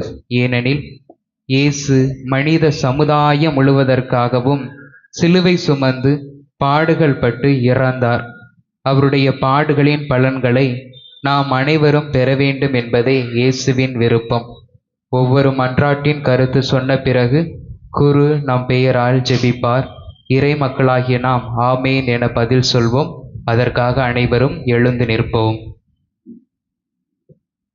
நமது புனித திரு அவைக்காக மன்றாடுவோம். அன்புமிக்க சகோதர சகோதரிகளே, இறைவனின் புனித திரு அவைக்காக மன்றாடுவோம். நம் இறைவனும் ஆண்டவருமானவர் உலகெங்கும் திரு அவைக்கு அமைதியும் ஒற்றுமையும் பாதுகாப்பும் அளித்து காக்க வேண்டும் எனவும், நாம் கலக்கமின்றி அமைதியான வாழ்வு நடத்தி எல்லாம் வல்ல இறை தந்தையை மாட்சிப்படுத்த நமக்கு அருள் புரிய வேண்டும் என மன்றாடுவோம். என்றென்றும் உள்ள எல்லாம் வல்ல இறைவா, கிறிஸ்துவில் உமது மாட்சிமையை மக்கள் இனங்களெல்லாம் வெளிப்படுத்த திருவுளமானி உம்முடைய இரத்தத்தின் உம்முடைய இரக்கத்தின் செயல்களை நீர் பாதுகாப்பதா உலகெங்கும் பரவியிருக்கும் திரு அவை உறுதியான நம்பிக்கையோடு உமது பெயரை அறிக்கையிடுவதில் நிலைத்திருக்க செய்வீராக. எங்கள் ஆண்டவராகிய கிறிஸ்து வழியாக உம்மை மன்றாடுகின்றோ.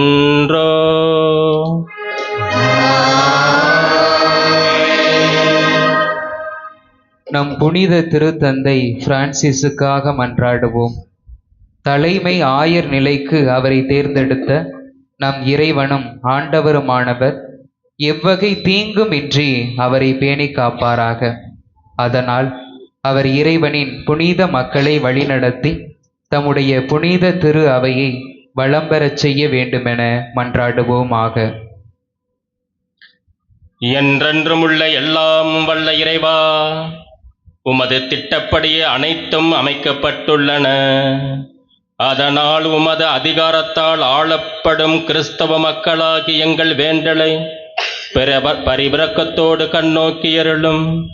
திருத்தந்தையின் தலைமையின் கீழ் நாங்கள் நம்பிக்கையில் வளரும்படி அவரை பரிவோடு காத்தருள்வீராக. எங்கள் ஆண்டவராகிய கிறிஸ்து வழியாக உம்மை மன்றாடுகின்றோ.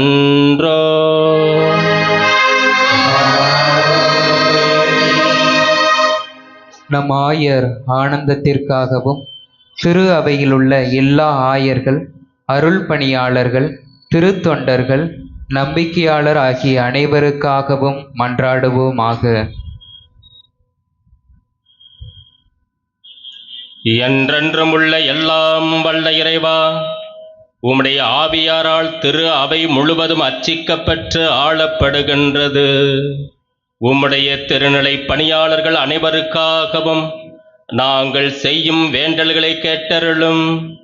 அதனால் எல்லா நிலையினரும் உமது அருள் கொடையால் உமக்கு உண்மையோடு ஊழியம் புரிவார்களாக. எங்கள் ஆண்டவராகிய கிறிஸ்து வழியாக உம்மை மன்றாடுகின்றோ.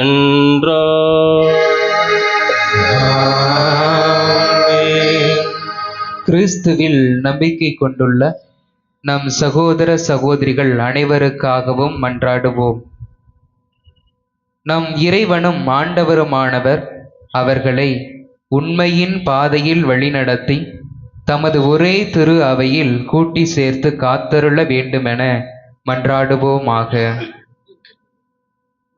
என்றென்றும் உள்ள எல்லாம் வல்ல இறைவா, சிதறுண்டவர்களை ஒன்று சேர்ப்பவரும் ஒருங்கிணைந்தவற்றை பேணி காப்பவரும் நீரே. உமது திருமகனின் மந்தையை கனிவோடு கண்ணோக்கியருளும். இவ்வாறு ஒரே திருமுழுக்கினால் தூய்மைப்படுத்தி அவர்களை நம்பிக்கையின் முழுமையால் இணைத்து அன்பின் பிணைப்பால் ஒன்று சேர்ப்பீராக. எங்கள் ஆண்டவராகிய கிறிஸ்து வழியாக உம்மை மன்றாடுகின்றோ.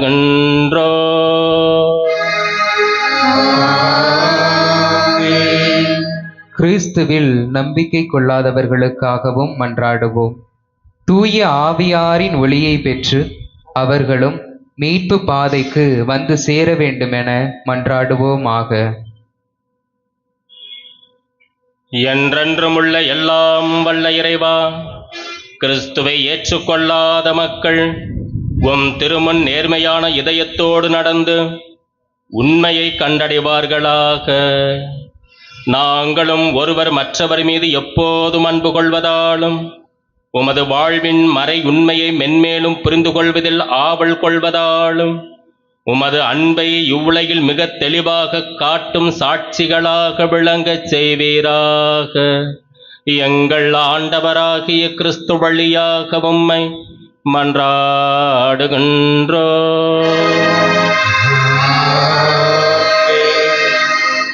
நாடுகளை ஆளும் அனைவருக்காகவும் மன்றாடுவோம்.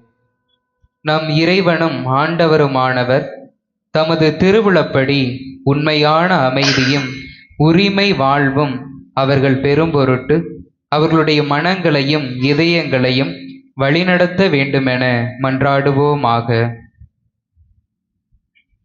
என்றென்றும் உள்ள எல்லாம் வல்ல இறைவா, மனிதரின் இதயங்களும் அவர்களின் உரிமைகளும் உம் கையில் உள்ளன. உலகெங்கும் மக்களின் வளமான வாழ்வும் அமைதியின் உறுதிப்பாடும் சமய உரிமையும் உமது கொடையால் நிலைபெறுமாறு எங்களை ஆள்வோரை கனிவோடு கண்ணோக்குவீராக. எங்கள் ஆண்டவராகிய கிறிஸ்து வழியாக உம்மை மன்றாடுகின்றோ.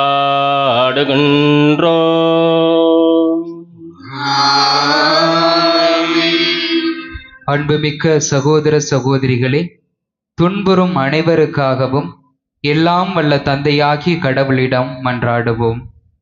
தவறுகள் அனைத்திலுமிருந்து உலகை தூய்மைப்படுத்தவும், பிணிகள் நீங்கி பஞ்சம் ஒழியவும், சிறைகள் திறக்கப்பட்டு தலைகள் தகர்க்கப்படவும், வழிபோக்கர் பாதுகாப்பு பெறவும், பயணம் செய்வோர் நலமாக வீடு திரும்பவும், நோயுற்றோர் நலம் பெறவும், இறக்கின்றவர்கள் மீட்பு பெறவும் வேண்டுமென்று மன்றாடுவோமாக. என்றென்றும் உள்ள எல்லாம் வல்ல இறைவா, துயருவோருக்கு ஆறுதலும் வருந்துவோருக்கு திடனும் நீரே. எத்தகைய துன்ப வேளையிலும் உம்மை கூவி அழைப்போரின் வேண்டல்கள் உம் திருமண் வருவனவாக. அதனால் தங்கள் தேவைகளில் நீர் இரக்கத்தோடு துணை புரிவதைக் கண்டு அவர்கள் எல்லோரும் மகிழ்வார்களாக. எங்கள் ஆண்டவராகிய கிறிஸ்து வழியாக உம்மை மன்றாடுகின்றோ. இன்றைய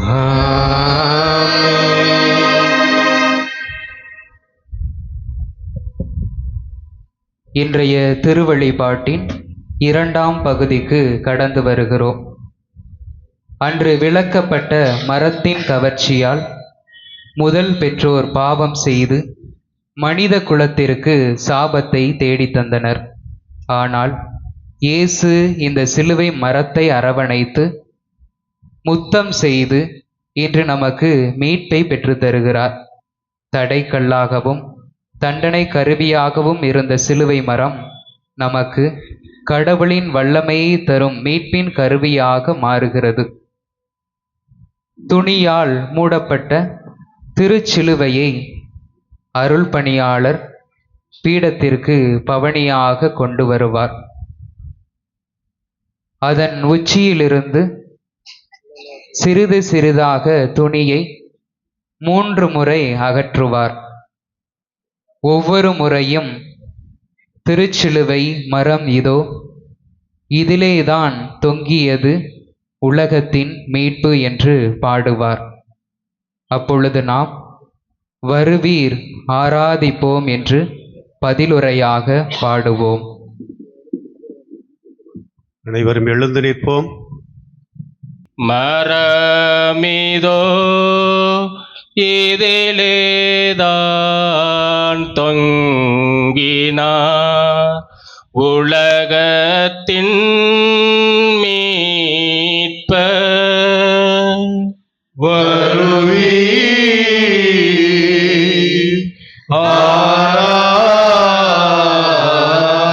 ஆராதிப்போம்.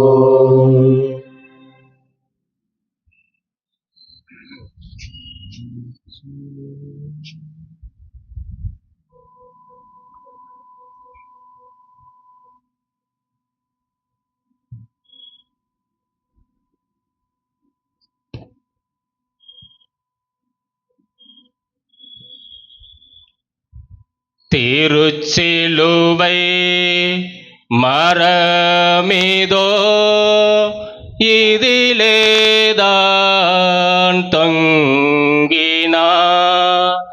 உலகத்தின் மீட்பர். வருவீர்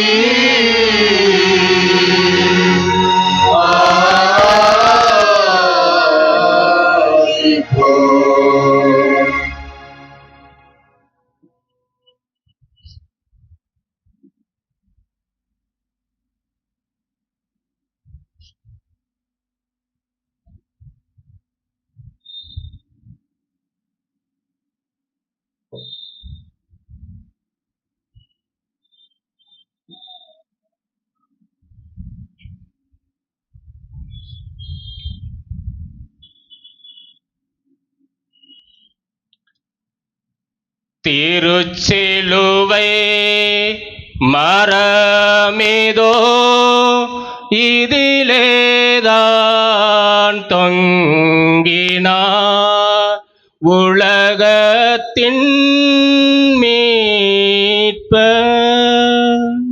வருவீர்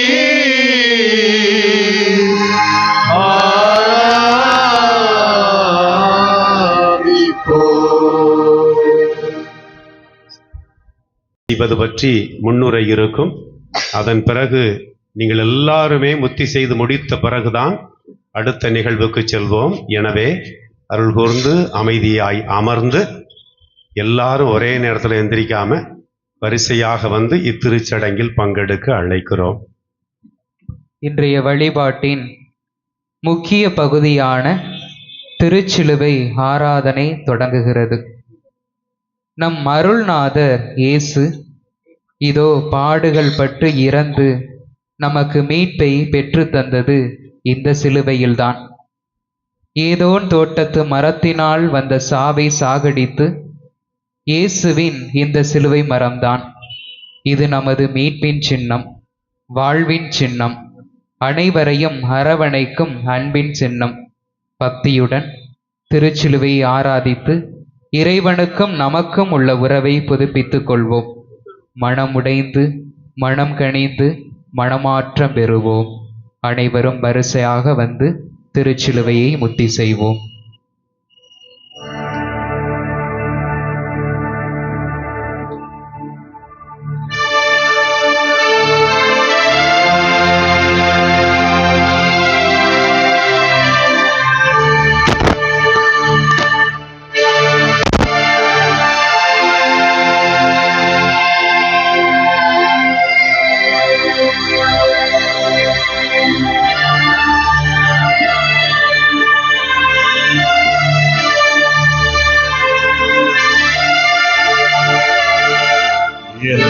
மக்களிடமே நான் உனக்கு என்ன செய்தேன் சொல். ஏகியே உனக்கு துயர் தந்தேன். எனக்கு பதில் நீ கூறிடுவாய். மாறவோரை செங்கடலில் ஆழ்த்தி எகிப்தி நின்று விடுவித்தேன். நீயோ என்னை கடமை ஒரு கலிடத்தில் கையளிப்பாய்.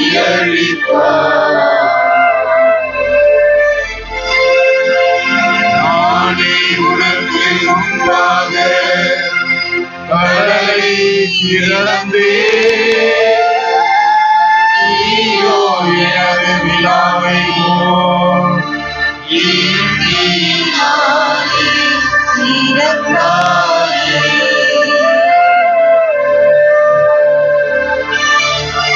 மேகத்தூரில் வழிகாட்டி உனக்கு முன் நான் சென்றேன்.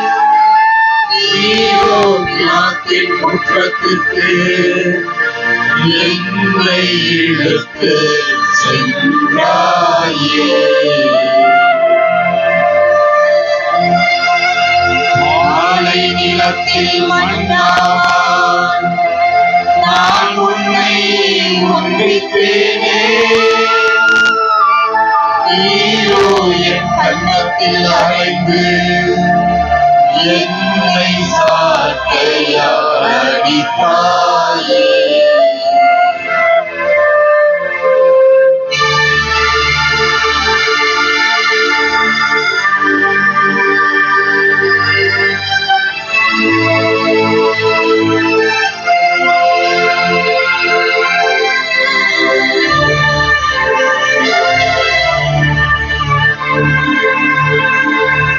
நலம் தரும் நீரை பாறை நின்று உன் தாகம் வடிக்க தந்தேனே.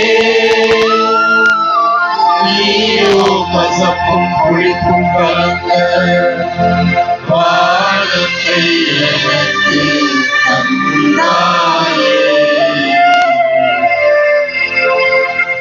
நான் அரசரை உனக்காக நானே அடித்து நொறுக்கினேனே. நீயோ நாடல் கை கொண்டு எனது தலையில் அடிப்பாயே. அரசனுடைய செங்கோலை உனக்கு நான் தந்தேனே. நீயோ என் தலைக்கு உள்மொழியை தந்தாயே. உன்னை மிகுந்த ஆற்றலோடு சிறந்த நிலைக்கு உயர்த்தினேனே. நீயோ என்னை சிலுவை என்னும் கோட்டை மரத்தில் தொங்க வைத்தார். மக்களிடமே நான் உனக்கு என்ன செய்தேன் சொல். எதிரே உனக்கு துயர் தந்தேன்.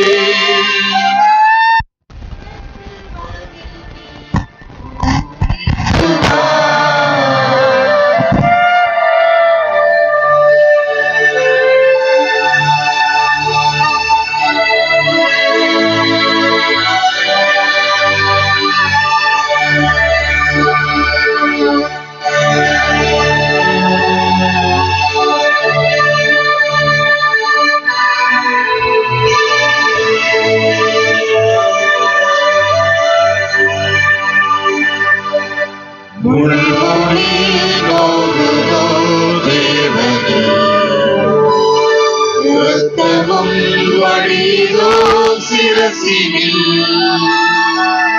இவையாவும் எனக்காக தேவனே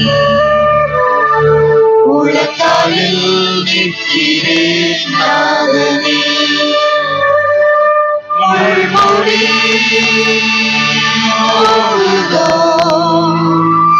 இரத்தமும் வடியுதோ சிரசினில் இவையாவும் எனக்காக உலகாலில் நிற்கிறேன் நாதனே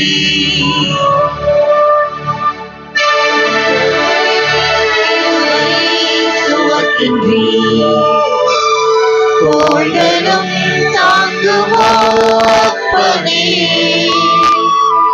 உள்களும் கால்களில் குத்துதோ உள்களை படைத்தவர் நீரல்லோ முள்மொழி நோடுதோ இரத்தமும் வடிதோ சிரசினில் இவையாவும் எனக்காக முழங்காலில் நிற்கிறேன் நாதனே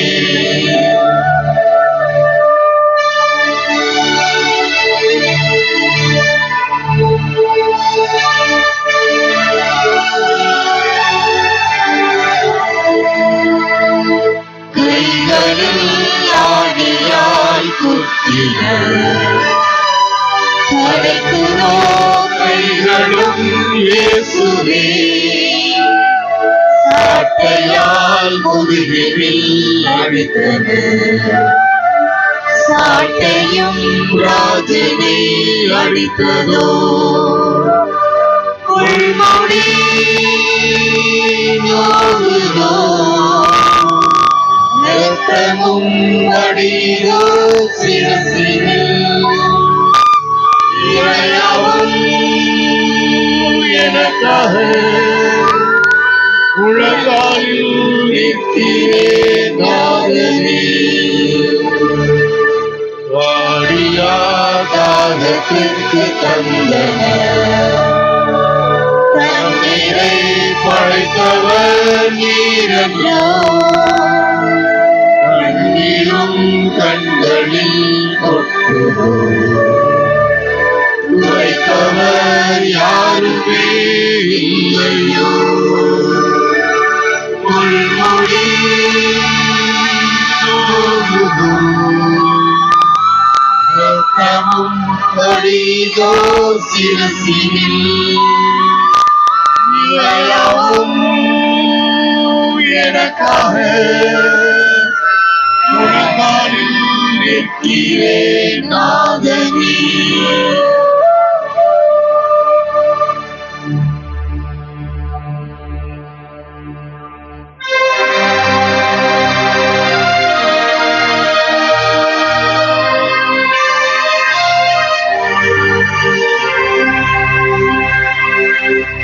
ஆணி கொண்ட உன் காயங்களை அன்புடன் முத்தி செய்கின்றேன் ஆணி கொண்ட உன் காயங்களை அன்புடன் முத்தி செய்கின்றேன் பாவத்தால் உம்மை கொன்றேனே பாவத்தால் உம்மை கொன்றேனே ஆயனே என்னை மன்னியும் ஆயனே என்னை மன்னியும் வலது கரத்தின் காயமே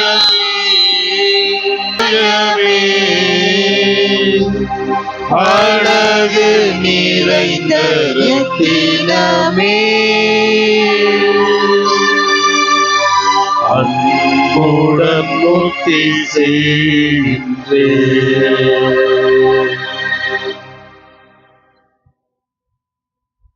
பட்டு இறை படிப்பினையால் பயிற்சி பெற்ற நாம் துணிந்து பாடுவோம். விண்ணுலகில் இருக்கிற எங்கள் தந்தையே, உமது பெயர் தூயது என போற்ற பெறுக. உமது ஆட்சி வருக. உமது திருவுளம் விண்ணுலகில் நிறைவேறுவது போல மண்ணுலகிலும் நிறைவேறுக. எங்கள் அன்றாட உணவை இன்று எங்களுக்கு தாரும். எங்களுக்கு எதிராக குற்றம் செய்வோரை நாங்கள் மன்னிப்பது போல எங்கள் குற்றங்களை மன்னியும். எங்களை சோதனைக்கு உட்படுத்தாதே, தீமையிலிருந்து எங்களை விடுவித்தருளும். ஆண்டவரே, தீமை அனைத்திலுமிருந்தும் எங்களை விடுவித்து எங்கள் வாழ்நாளில் அமைதியை கனிவோடு அருள உம்மை மன்றாடுகிறோம்.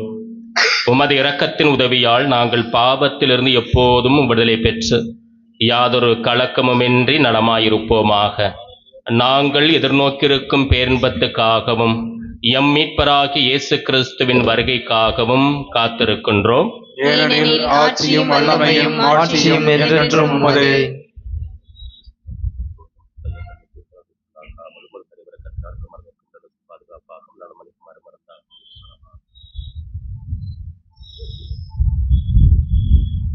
இதோ இறைவனின் செம்மறி, இவரே உலகின் பாவங்களை போக்குகிறவர். இந்த செம்மறின் விருந்துக்கு அழைக்கப்பெற்ற நாம் பேறு பெற்றோர். ஆண்டவரே, நீர் உள்ளத்தில் உள்ளவர், நான் தகுதியற்றவள். ஆனால் ஒரு வார்த்தை மட்டும் சொல்லியல்லும் எனது ஆன்மா நலமடையும்.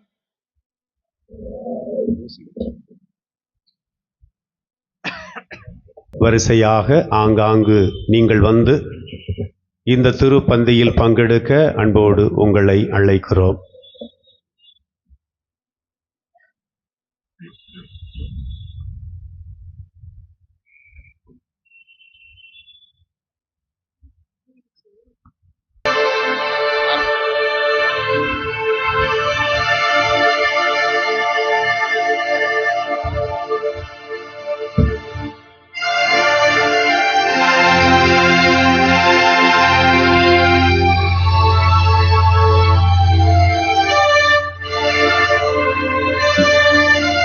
இயேசுவின் அன்பை மறந்திடுவாயோ, மறந்திடுவாயோ.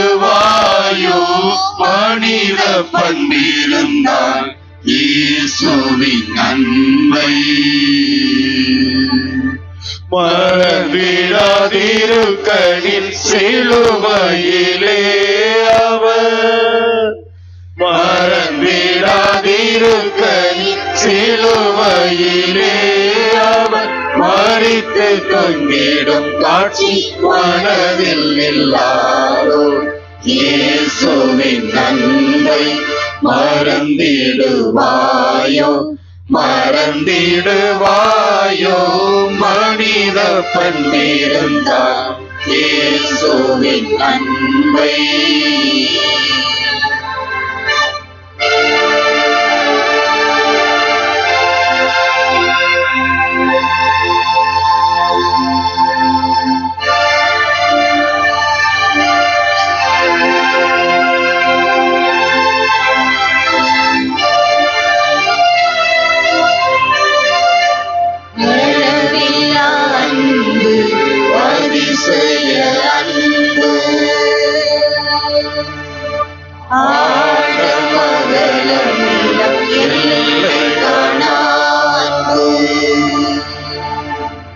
கலங்கமில்லா அன்பு கருணை சிறன்பு. கலங்கமில்லா அன்பு கருணை சிறன்பு. கல்வாரி மலைகளில் சொல்லிடும் அன்பு. இயேசுவின் அன்பை மறந்திடுவாயோ, மறந்திடுவாயோ. மனித பண்பிருந்தால் இயேசுவின் அன்பை.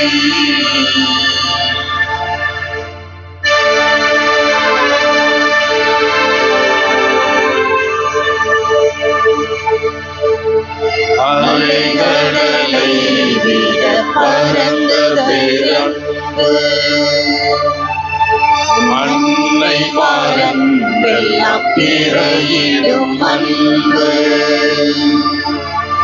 மலை போல் எழுந்தனை வளைத்திடும் அன்பு,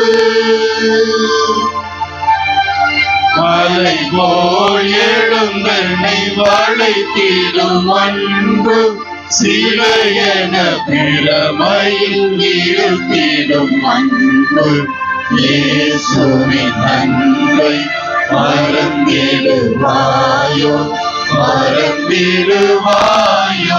மனித பண்பிருந்தான் இயேசுவின் அன்பை.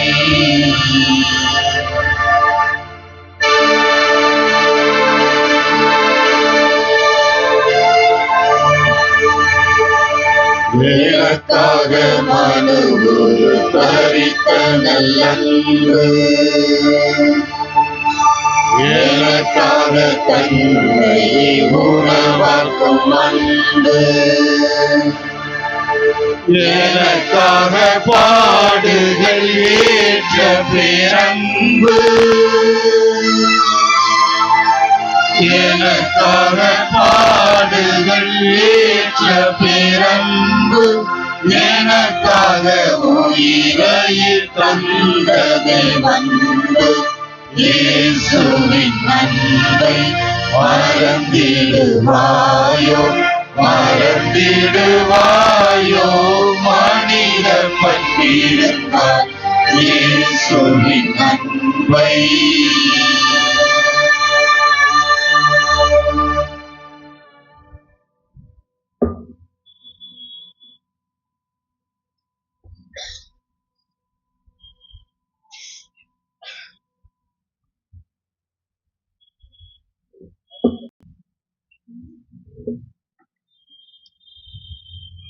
மன்றாடுவோமாக.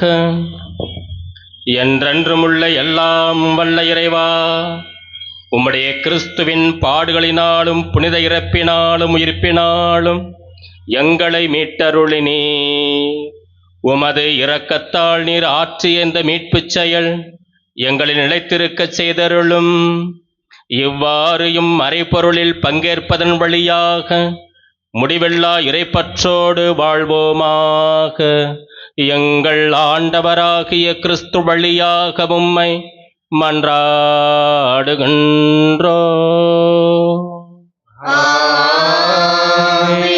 இறை ஆசிக்காக தலைவணங்கி மன்றாடுவோம்.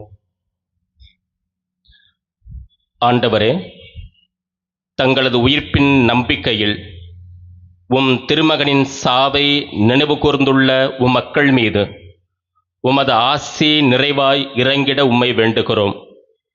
அவர்களுக்கு மன்னிப்பு கிடைப்பதாக, அவர்கள் ஆறுதல் அடைவார்களாக, புனித நம்பிக்கை வளர்வதாக, நிலையான மீட்பு உறுதி பெறுவதாக.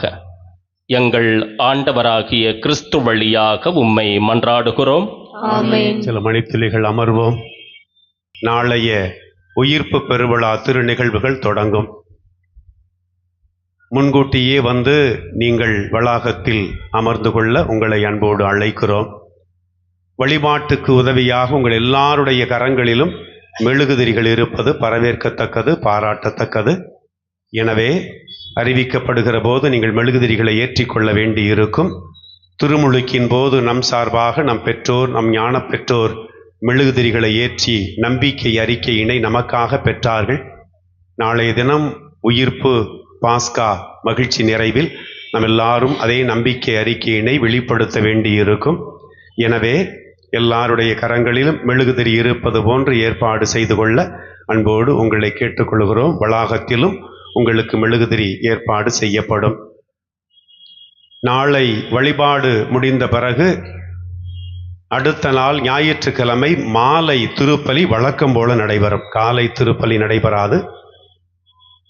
மாலை வழக்கம் போல 6:15 மணிக்கு திருப்பலி நடைபெறும். இந்த திரு நிகழ்வுகளில் நாம் எல்லாரும் தொடர்ந்து பங்கெடுக்கிறோம். 40 நாட்களும் ஆண்டவரோடு பயணித்திருக்கிறோம். உயிர்த்த ஆண்டவரோடு நாம் எப்போதும் இணைய இறையருளை தொடர்ந்து வேண்டுவோம். உயிர்ப்பின் மக்களாய் நாம் வாழுகிறோம் என்பதன் அடையாளத்தையும் நாம் பெற்றுக்கொள்ள இந்நாட்களில் இறையருளை சிறப்பாக வேண்டுவோம். இப்போது அனைவரும் எழுந்து நாற்காலிகளை நேற்று போல் அடுக்கி வைத்துவிட்டு அமைதியாக உங்கள் இல்லம் செல்ல அன்போடு கேட்டுக்கொள்கிறோம்.